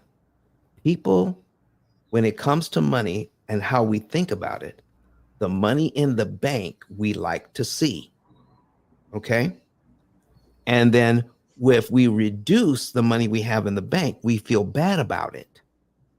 Right. Okay. But if I put that money on the credit card, all right, do I still have that money available to me to spend? Yes, I do. Okay. So if I have $1,000 available to me to spend, I take $686.49 of it and pay the card off. Do I still have $1,000 available to spend? Yes. Mhm. Okay. Now here's how you need to look at that. The interest rate on the card is how much? 36%. 36%. So it costs you 30% to keep your money in the bank, doesn't it? Yes. Mhm. Okay. So if you pay it off, do you stop the bank's interest generating machine by paying it off? Yes. Do you give yourself an instant raise by paying it off, meaning you are no longer paying interest on that loan? That's correct. Mhm. Okay. So think of it this way. A penny saved is a penny what? Earned. Yep. Earned. So interest you don't have to pay to keep that. So the money you're keeping in the bank is probably making 1/10 of 1%. Yeah. So I think too, even though the interest on this is not very much, even at 36%, it's still costing you more than the interest you're making. Yeah. It absolutely makes sense to take money out of the bank to pay that off. And since it's a revolving loan, you can still use that money. It Yeah. hasn't gone anywhere, it's still there. So here's what I tell people even if you don't have the pill method, get a consultation. It's only $150. Consultation. We'll take a look at your situation. And if you want to know how to deal with these credit cards in a way that makes more financial sense, as opposed to what Dave and Susie and the others are teaching, and they're not showing you the numbers, we can show you a way that makes financial sense to take care of this, to take care of your debt. Now, the other thing you could do is this. Find out how much money you have in discretionary funds, how much money is left over after all the bills are paid. Okay. And, I know that. I know that already. and even if you don't want to take money out of the bank to do it, pay it off with discretionary funds. Okay. And how long would it take? Now, again, without getting into your business too deeply, with the discretionary funds you have available, how long would it take to pay that off? Oh, I mean, instantaneously. Here you go. There you have it. Money that's left over that you're going to put in the bank anyway. Take that leftover money and pay that card off. Okay, great. That is some good advice. Thank you so much. You're welcome. And that And works. I hope to see you in Florida. I'm looking for tickets and everything now. So Excellent. I'll take the day off and come down. Come on, boy. Come All on. right. That'd Thank be you. cool. You're so welcome, AJ. Listen, if you got another question at another time, pop back in, okay? Okay, no problem. Don't wait for me to pause. All right? All right, good. All right, folks, I'm back here. So AJ, oh, you didn't have to leave. Oh man, you could have stayed there. Anyway, let me see here. Let me take care of this. That was another good question. Listen, I'm here to answer your questions today, everybody. Okay. You've got me for a few more minutes, for about 20 minutes. 20 minutes. Take care. Let's go ahead and take care of that. You got me for another 20 minutes. Ask your questions now. Because to get me, if you call and want to start asking questions, now it costs $150 an hour. All right, just to ask some questions. you know, you can get this for free, free 99 right now. And I will even go into depth and put amortization schedules up and everything. And no one wants to take advantage of this. But what I do hope you take advantage of, number one, take advantage of getting your tickets early and meet me in Orlando. Do that. Okay. Meet me in Orlando. Get that. Also get a look at Derek Forston. He said Derek Forston, who's one of the speakers, is on here right now. I wish he had time to jump in here. Derek, if you have time, brother, if you have time, go ahead, use the link. All right. And come on in. I know you're a busy man. You're probably with family and everything, but if you can, come on in. Derek says P.I.L.Lars of Prosperity Conference, popclive.com. All right. Get your tickets early, folks. Get your tickets early. Okay. Brother AJ said he would love to hear from you. If you could, I'll put it on the screen so you can see it. All right. Love to hear from you. All right. And what you're telling people about housing the homeless. Oh my goodness. It's going to be a fantastic event, ladies and gentlemen. Derek is going to be there. His wife is going to be there. We're going to have Perry Jeffries in the place. I'm going to be teaching, and you're going to get some insights into our new course where we're teaching people how to become an interest cancellation expert. You see, folks, I want to teach people how to be able to explain this like I do all over the country. Yes, it is time for me to duplicate. All right, it's time for me to duplicate. Yes, sir. Yes, sir. Okay. Any other questions? I hope Derek can come in. He didn't say he couldn't. I'm assuming he can. All right. And So are you hiring people? Am I hiring people? Yes. Okay, let's talk about that. Okay, let's just say you wanted to become a interest cancellation expert and you wanted to work with us. Okay, we don't hire employees, but we do bring on people who are private contractors. Gotcha. Okay, and they can make a commission. How about that? Sounds great. Okay, so yes, you can do that, or you can just turn over leads to us and become an affiliate. And as an affiliate with no sales experience at all you need to do is lead people to our YouTube, our TikTok or our Instagram page. Follow up with them in 2 days. And if they want more information, you send their information into our office. We have a whole system for that. We have an affiliate program for that. You can make anywhere from $300 to $3,000 a month as a P.I.L.L. method affiliate with no sales involved at all. How about that? Yes. Okay. That sounds great because I need income to supplement my Social Security. All right. So let me put that on the screen for you then. All right. So let's see. Let's add this back. And I'll show you how to do the P.I.L.L. method affiliate. All right. Kay Kaiser says she just signed up as an affiliate. All right. Excellent. All right. Now you're going to get a letter. You're going to get an email. We send out emails every week. All right. So here's what you want to know about the affiliate, ICE10K.com. Okay. At the bottom of the page here, you see, let me change this setup here so we can see what's happening. Change this setup. All right, there we go. All right. Do you see down here where it says become an affiliate? So you click that and it takes about 15 seconds. Put in your name, your phone number, and your email, and tell us how you want to get paid. Cash App, Zelle, Venmo, PayPal. It is that simple. All right. So now what do you do next? All right. I only want to talk to people who want to do something about their finance. They want some change. They want to do things better.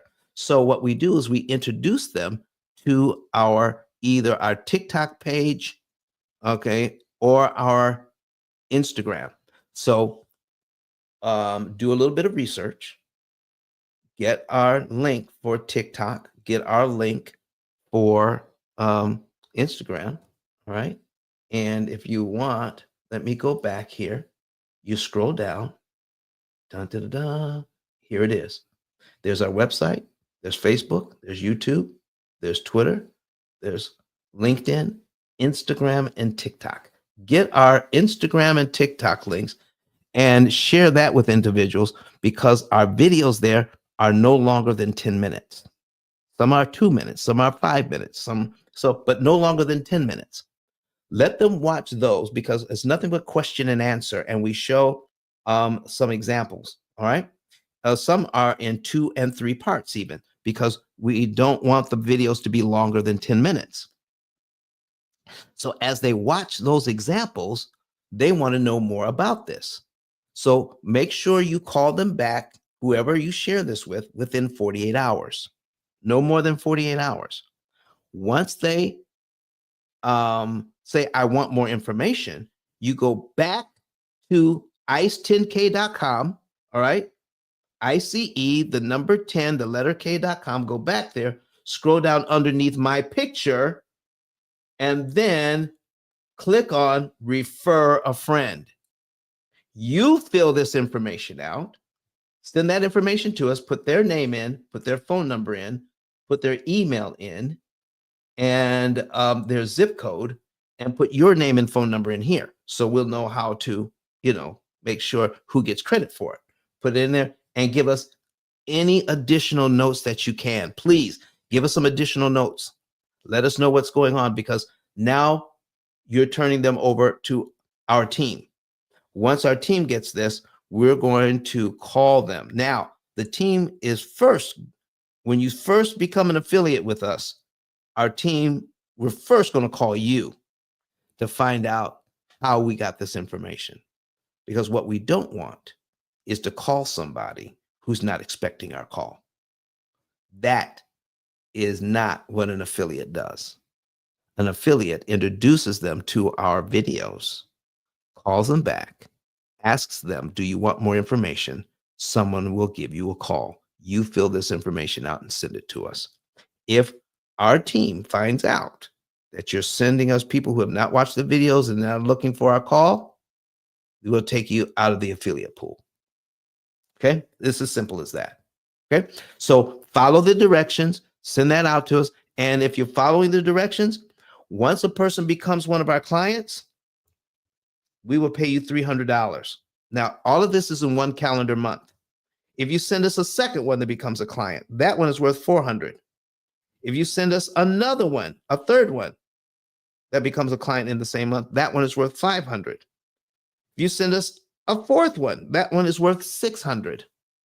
If you send us a fifth one that becomes a client in the same month, that one is worth $1,200 for a total of $3,000. And then it starts over. Now, well, Don, what happens if I send you more than 5 in the same month? Everyone from the fifth one on, everyone after that in the same month, worth $1,200 each and every one. No sales, we take care of everything. You just find the people who are interested and want to know more, fill out the form, and send it in to us. When they become a client, we pay you. That's easy. Okay. So become an affiliate of this. Also, sign up to become an affiliate for popclive.com. Okay. So we want to do that as well. P.O.P. Clive.com. There you go. And sign up for affiliate there too and get an affiliate link. Now, this is a little different. Get an affiliate link and then send that out to your social media, and we'll pay you 10%. Every time somebody buys a ticket from your link, it automatically puts 10% into your account. Okay. We set up an account for you, and we'll send that money out to you after the conference. All right. So listen, do I have any other questions? Because folks, time is getting short. I've got 11 minutes here, but if I don't have any more questions, we might just bug out a little bit early.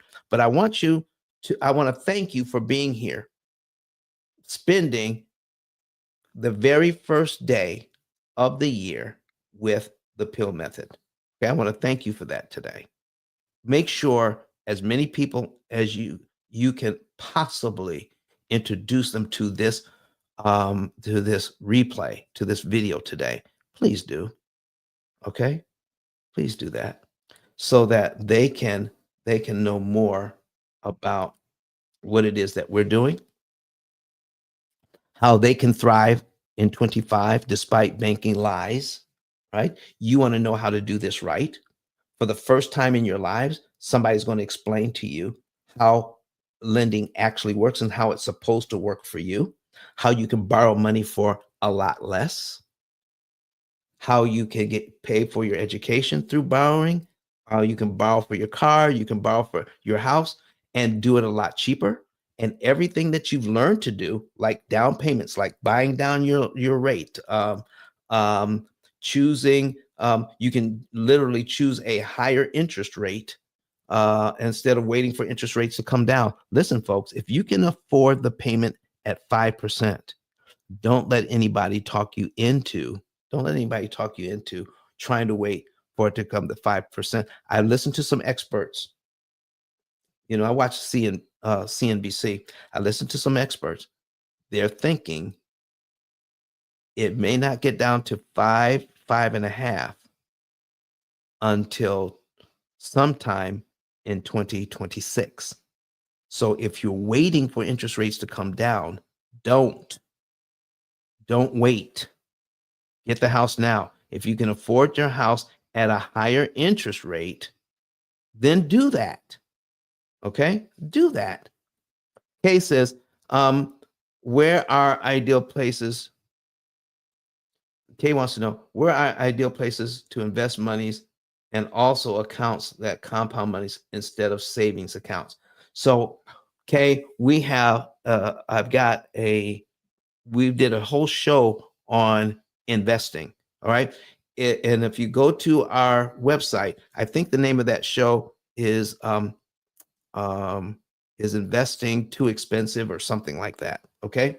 So we did a whole show on that where we brought an expert on investing into this. I'm not an expert on that, so I don't touch it. I bring experts in to talk about the stuff that I don't talk about. All right. I'm not an expert. I'm a subject matter expert here. So Perry Jeffries did that one. So let me see if I can quickly find that video for you. And I can put the link in there. Let's see. There we go. And go over to YouTube and get into, let's see. Okay. And, okay. Search this. Okay. Is investing too risky? All right. Is investing too risky? I found it. I got the link here. Here is the link to that video. Is investing too risky? There it is. And that will take you to that video. Okay. Yes. Sylvia says, looking for airfares right now. Get your ticket and get those airfares in. Listen, that hotel we're going to be staying at, ladies and gentlemen, guess what? It's right down the street from Disney. Bring the whole family. The hotel is great. Okay. The hotel is great. And look who we have here. Look who we have here. What's going on, Mr. John? How you doing, big bro? Came in just in time. Just in time, my brother. How you doing? Hey, I'm doing really good, man. I saw you on Clubhouse, so I end up putting some information in the chat. So I'm thinking that's what Miss Sylvia's talking about. But I also want to make sure that everybody can hear me loud and clear before I just start running my mouth. Okay. Can everybody hear Derek on Clubhouse? Can you hear him? I think I just came out of Clubhouse because I was getting that double echo, but I'm in YouTube for sure. All right. Well, they can hear you, man. They can hear you. Good stuff. Good stuff. So, Don, thank you so much for having me, man. What's going on today? Listen, man, it's the first day of the year. And listen, we were talking about how to thrive in 25 despite banking lies.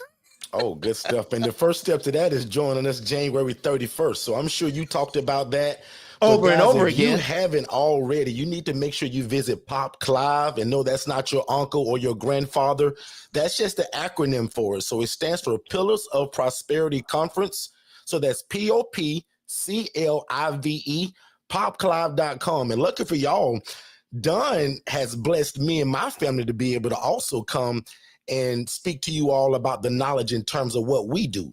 So Don is going to teach you guys how to save money, how to eliminate debt, how to crush interest rates and all of that stuff. But we're going to show you guys how to make a bunch of money by being an impact in your community through real estate. So we live by this thing that basically says that if you love God, love people, and love real estate, we're going to show you guys what we do, which is called independent living facilities.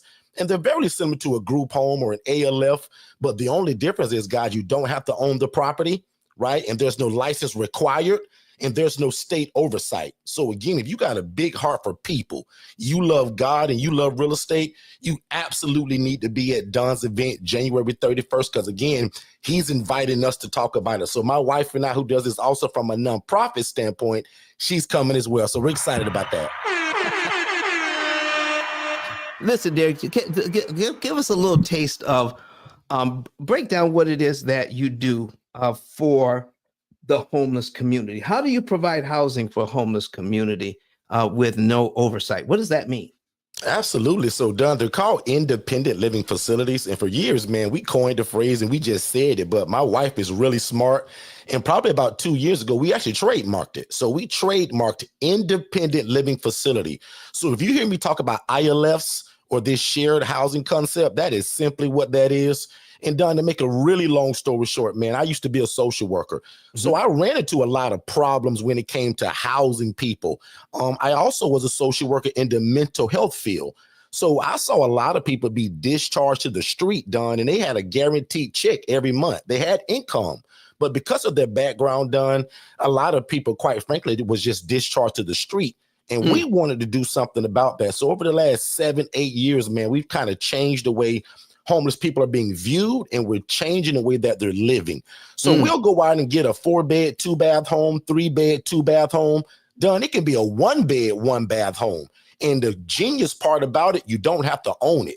So 90% of people that I teach this to, we do the rental arbitrage method. So you guys put in the chat if you know what the rental arbitrage method. That's just a big fancy way for me to say I don't own the property, right? So we can go out and rent or lease the place to do the exact thing that God has put in your heart already, which is take care of the poor, the needy, and the displaced. And we do that through what we call a shared living environment, where again, for most of the bedrooms done, it's 2 people per room. But then there's also this private model to where there's only 1 person per room. So the choice is kind of up to the person that's running it or the investor that's doing it. Wow. So, so you get the, and then you get the bedrooms, and then, what do you do next? So you got the house, you got it set up. So how many people do you put in a house? So in a 4-bed, 2-bath home, that gives the ability for us to house 8 people if I do the 2 people per room model. But let's just say you say, well, Derek, I don't want that many people in one place. Guys, you can do 1 person per room. So that's called the suite or the private model. But again, what makes it affordable, Don, and the people that we serve, oftentimes, Don, they can't even afford that private room. So that 2 people per room is actually the model. And Don, what our funnel system is, meaning how do we get these people? We connect with social workers and case managers, usually through hospitals, social services, the Goodwill, Salvation Army, your local homeless shelter. And Don, when a lot of people hear us talk about this, they're like, Derek, how do you house people and they don't, like, they're homeless? How do you get paid? And Don, what they don't understand is that the population that we serve, they receive a guaranteed income, right? What? So SSI, SSDI, things of that nature, community support, things like that. So we're housing a population that absolutely needs the help. And what's cool too, Don, this is ministry. And Don, I'm no pastor, I'm no priest, I'm no bishop, but we do love God, we love people, and we love real estate. And God was just genius enough, man, to show us how to merge it all together. So that's what we do, man. We merge real estate, social services, and the love of God together. Derek, somebody's in here and asking a question. I'm going to put it right in the screen there. Kay Kaiser, watching us on YouTube, says, that's what I desire for foster youth aging out of foster care. What? That's one of the populations. What advice can you give her? Have you had any, do you have any examples of that?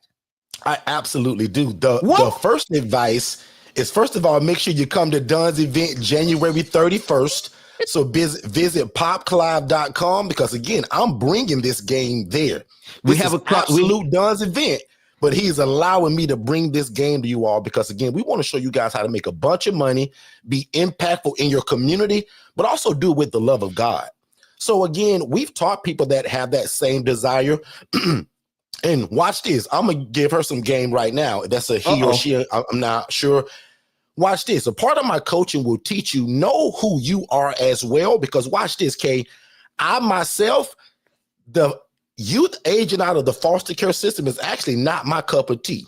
So I teach people when you're doing this, know yourself, but also listen to and what the community is dictating the need of. So where I live at, they're screaming for the elderly adult, the military veteran. So as long as you got a heart for this young crew that you're talking about because they need it, this is absolutely a game changer for them too, because as you know, once they age out at the age of 18, they kick them out on the street. Unless they're in school and still being educated, they can stay in the foster care system up to the age of 21. But if they're not in college, community college, 4-year degree, or some kind of tech school, the moment they have an 18th birthday, they're getting put out of that place. So if you got a heart for that population, that's genius because they're an adult at that point. So the populations that we serve, they can't be children. So 18 and up. So the first step is also coming to Don's event.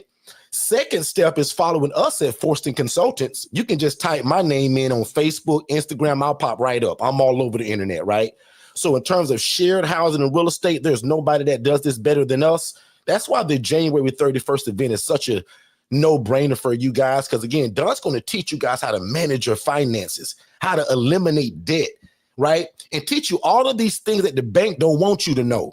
My job is to teach you to make a bunch of money and be the go-to person in your community when it comes to affordable housing. That's why this event is so powerful, because once you mix those two together, boy, you are something to be reckoned with. So again, I congratulate you, Kay, for wanting to do this, because it takes the love of God, it takes patience, and for that younger crew, watch this, because of the way they were raised, because of where they come from, drug-addicted parents, bad raising up, just how they grew up, this population, even though they're adults, they still require a lot of time, a lot of cuddling, a lot of attention. And the way that my lifestyle is built today, I'll admit, that population, I would do them more of a disservice because I'm so busy. God has blessed me and my wife to own 8 different businesses, so we're busy. And the one that takes up most of our time is the housing and the coaching side of it, because we're also consultants. So I would be doing this population more of a disservice trying to serve them. So my favorite is the elderly adult, the military veteran, and the working individual, because they don't need a lot from me. They just need a roof over their head and for me to keep on the lights and water. Make sense? Hey, so Derek, I actually met somebody, all right, and introduce them to you, because you have some success in helping people to get into the ILF life. Okay. Yes, sir. But I know somebody who actually did it. Tell us a little bit about how they started and where they are now. Absolutely. That same gentleman actually made the Channel 9 news last week. So I'm not sure if you saw that. Oh my goodness. No, I did not see it. He's doing so great and being such a beacon of light in his community. Like he was featured on the news literally last week. So go check his page out. He sent it to me, so I'll send it to you because you need to share it, Don, because you were the starting point to all of this. First of all, forget about me for 2 seconds. He took the pill method. And during the P.I.L.L. method, learning how to eliminate his debt, what Don also does that he doesn't do a lot of talking about to you all, because I'm sure he's just so modest like that. While he's teaching you how to eliminate and crush debt, he's also trying to find out, what do you really want to do in life? What are your goals in life? How do you want to make some extra money after we learn to save you a bunch of it? Just so happened this gentleman was an ex-military veteran, and he also wanted to change the lives through other people in real estate. Lucky for us, Don made a referral. Don told you guys 15 minutes ago about his affiliate link. You know how genius that is, just to be able to refer somebody to business and get paid for it? That is absolute genius. So if I were you guys, I would become an affiliate of Don's stuff. But back to the story. Don, you referred him to us. And to make a long story short, he got into it. And now, Don, he has several properties throughout Dayton, Ohio. He doesn't own any of them. He has over 5 properties, taking people from homeless to hopeful. And a lot of them are also military veterans, women that have been through domestic violence, teenagers aging through the foster care system, right? And also the working individual that can't afford his own apartment or his own house. And Don, that all started with you. So big shout out to you as well.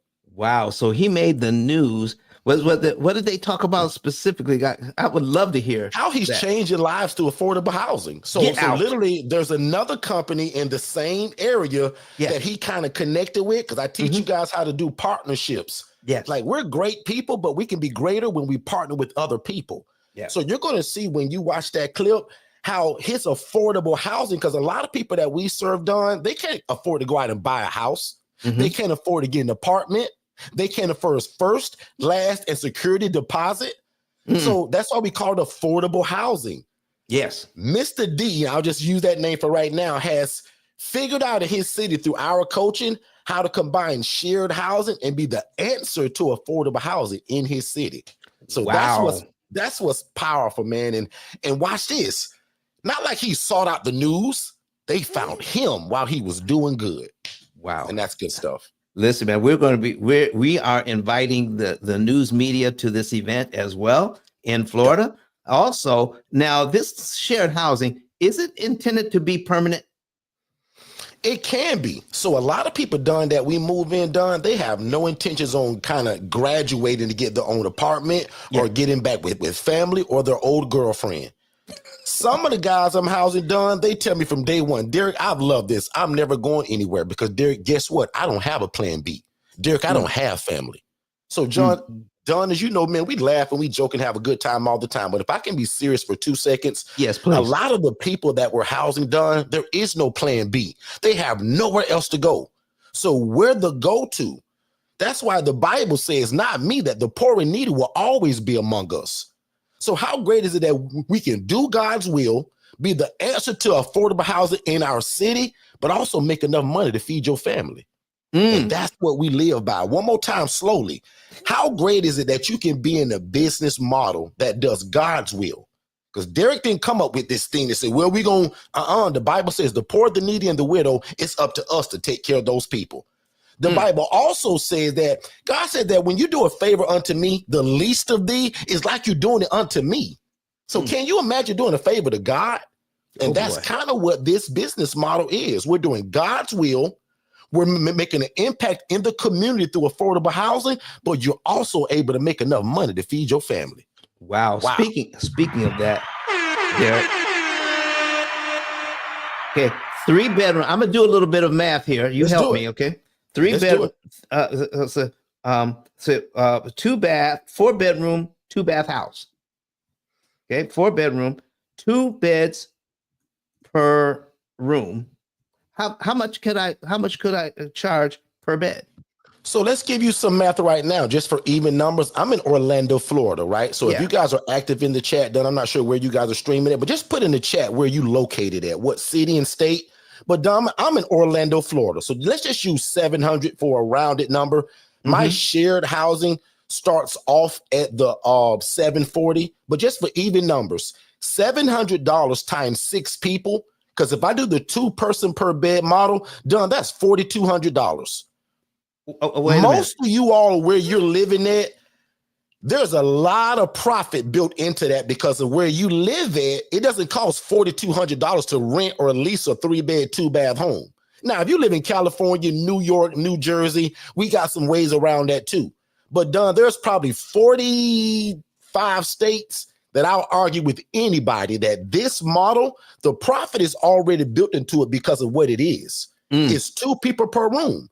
And even if I go that private model with 1 person per room, that can also work. But back to your original question, if I take 6 people from homeless to hopeful in a 3-bed, 2-bath home that I go and rent, done, that's $4,200. And what we're responsible for as the person that's running it, the lights, the water, the Wi-Fi, and the streaming system, which is I'm going to be like some kind of cable. So Don, if you think about it, my lights and water for me, I'll just give you again some round numbers, $400 a month for lights and water. My Wi-Fi is $70. My insurance, just add another $100. When you minus all of that done, there's a lot of profit left over. Wow. So that's why when we compare this to regular real estate, because Don, I do both sides of this, right? I rent houses, I lease them, I buy them. I house mom and dad and 3 kids, but I also do the shared housing model where there is no kids. It's only adults. Don, this shared housing, bro, there is nothing better than this. Nothing at all. Nothing. So people can literally start out doing the arbitrage method and then graduate and then use the P.I.L.L. method. That's what we're talking about January 31st. How do you combine these 2 together? save interest, okay? Gain equity at 7 times the regular rate at a much lower interest cost, okay? Cash out refi 10 to 15 years sooner. And do you happen to know somebody that can do DSCR loans so they can cash out refi? Absolutely. I sure do. Don, if I'm not wrong, you do it. We do it. Yes. I mean, they can't lose either way. So we're the bank as well. A lot of people come to us and want to get into this. We lend anywhere from 20 grand to 20 million. So like, Don, like it's endless. And again, man, you can only do so much on this live. I would appreciate if they would just literally book their ticket. Go ahead. Hopefully, Don, you also told them that you're feeding them. You're not bringing these people into Orlando and not feeding them, right? You did tell them about the 3-course meal, right? Well, why don't you? I did tell them, but why don't you tell them again? Let's do it again. So if you guys have no clue on how Don throws his events, including us, like this is not something where you're going to be starving the whole time listening to Don, or maybe not listening because you're hungry. You're also not going to get a boxed lunch and a Capri Sun. We don't do that. You guys are not 8-year-olds. You guys get plated lunch. So that means your lunch that comes to you will be on a glass plate. Your drink is not in a plastic cup. It's in a glass cup. This is the 3-course meal, ladies and gentlemen. You get a choice between steak, salmon, or chicken. So for you guys say, well, I don't like beef. Well, we got a salmon option. Well, I don't really do fish. We got a chicken option. Well, Derek, I don't eat meat at all. We got a vegan option too, Don. Oh, so boy. Don, what I love about your event for the people that got a sweet tooth, they also get a choice out of what they want in terms of a cheesecake or this big old chocolate chip cookie. Oh, so boy. Don, we gonna feed them. But even more greater than that, Don, because again, we laugh and joke and play all the time. But if I can be serious, come on. This is one of those events, guys, that you come to and you forget everything that you thought you knew about debt, or interest rates, or how the bank does their business. This is one of those events you come with on a 0 slate and say, you know what? I'm going to come as an empty canvas and I'm going to pretend Picasso's at this meeting. And I'm going to let him paint this thing the way it needs to go. And my advice is that before you guys come and book your ticket, pray to God and say, God, this is January, and I want to start off on a great, great note. And God, I believe that you're all over this Forston family and this Don Daniel family. And I want to be a part of something that's bigger than me. God, can you let nothing come between me coming to this event January 31st? Because again, to me, this is going to be a big stepping point for a lot of y'all and a launching pad for where you're trying to go. Most people are trying to change their life in January anyway. So why not give you time to January 31st to kind of set some goals, get some things in place, right? Set your calendar. And my prayer is that all of you guys can make it to this event. Because again, my job is to teach you guys how to change the trajectory of your life, but also other people through real estate. And Well, what I'm listen, so excited about too, Don, we just yeah, added a new component that also combines mobile homes into what we're no, doing now. what?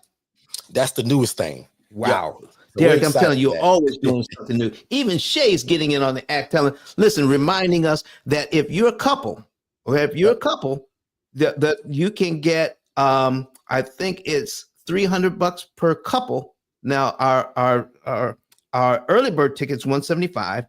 Our full price ticket is 200, but couples can get in for $300. Okay, $300, and they get introduced. They get introduced to my new course, which if you got the course by itself is $4,200. Okay, $4,200 for my course. All right, you get in for 175 until the early bird tickets are gone. Now, also, you're going to get 4 speakers. Derek is going to be there. I'm going to be there. We're going to teach this. We're going to teach how we can work together. Also, again, the plate at lunch. All right, which is going to be fantastic because we don't play around with the food.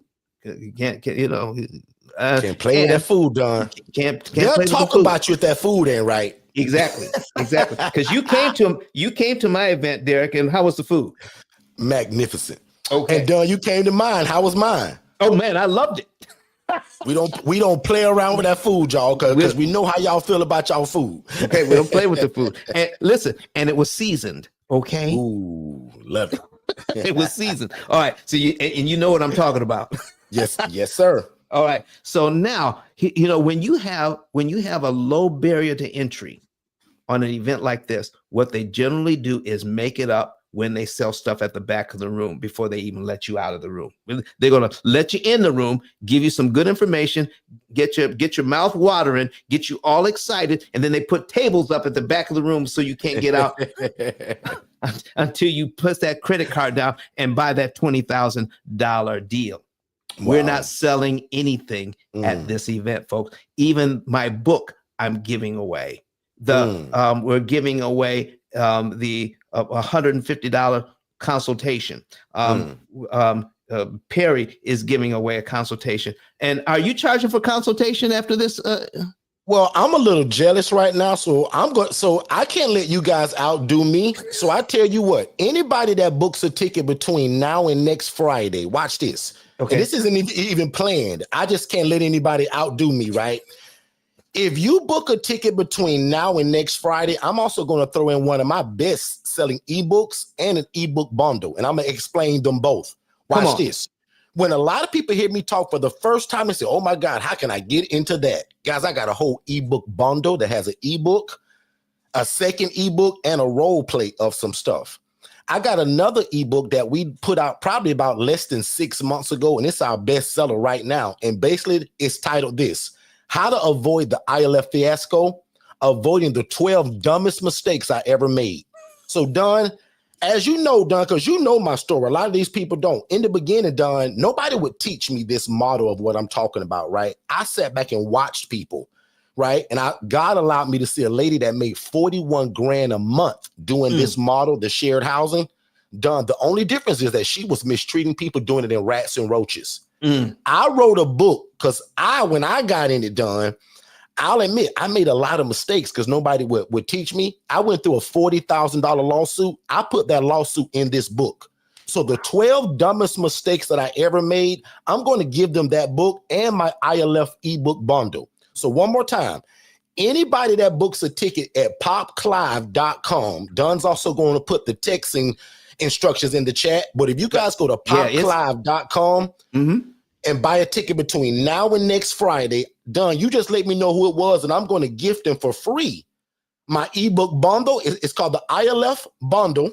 Okay. And then I'm also going to gift them my best-selling ebook, How to Avoid the ILF Fiasco and How to Avoid the 12 Dumbest Mistakes I Ever Made when starting my first ILF. That's on me. All right. So listen, folks, you heard it. Our team has been instructed. If you get a ticket between now and next Friday, you get that. Do they have to mention anything when they put in the receipt or anything? So that we'll know that where it came from. That'd be great, right? Yes. So I'll let you control that, Done, in terms of what they, Listen, put that. Make you sure you put that in on your receipt that you want that ebook. you want that ebook. All right. So we're going to send you you could do it when you purchase, or when we send you the receipt. Just let us know you want that ebook. All right. And that also ebook bundle.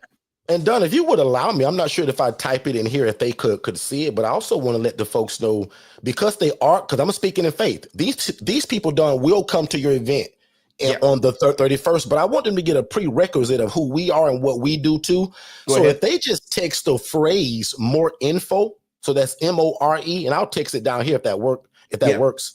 But if they text the phrase "more info," just MOREINFO to the phone number 407-326-0086. And I think Shay is also in the chat. Maybe she's able to do that. All right, I'll type it as well. But if they type in the phrase "more info" to 407-326-0086, that'll actually give them our introductory webinar and also a free discovery call with me and my team. If you say, Derek, I always wanted to do this, but I thought you had to have a license.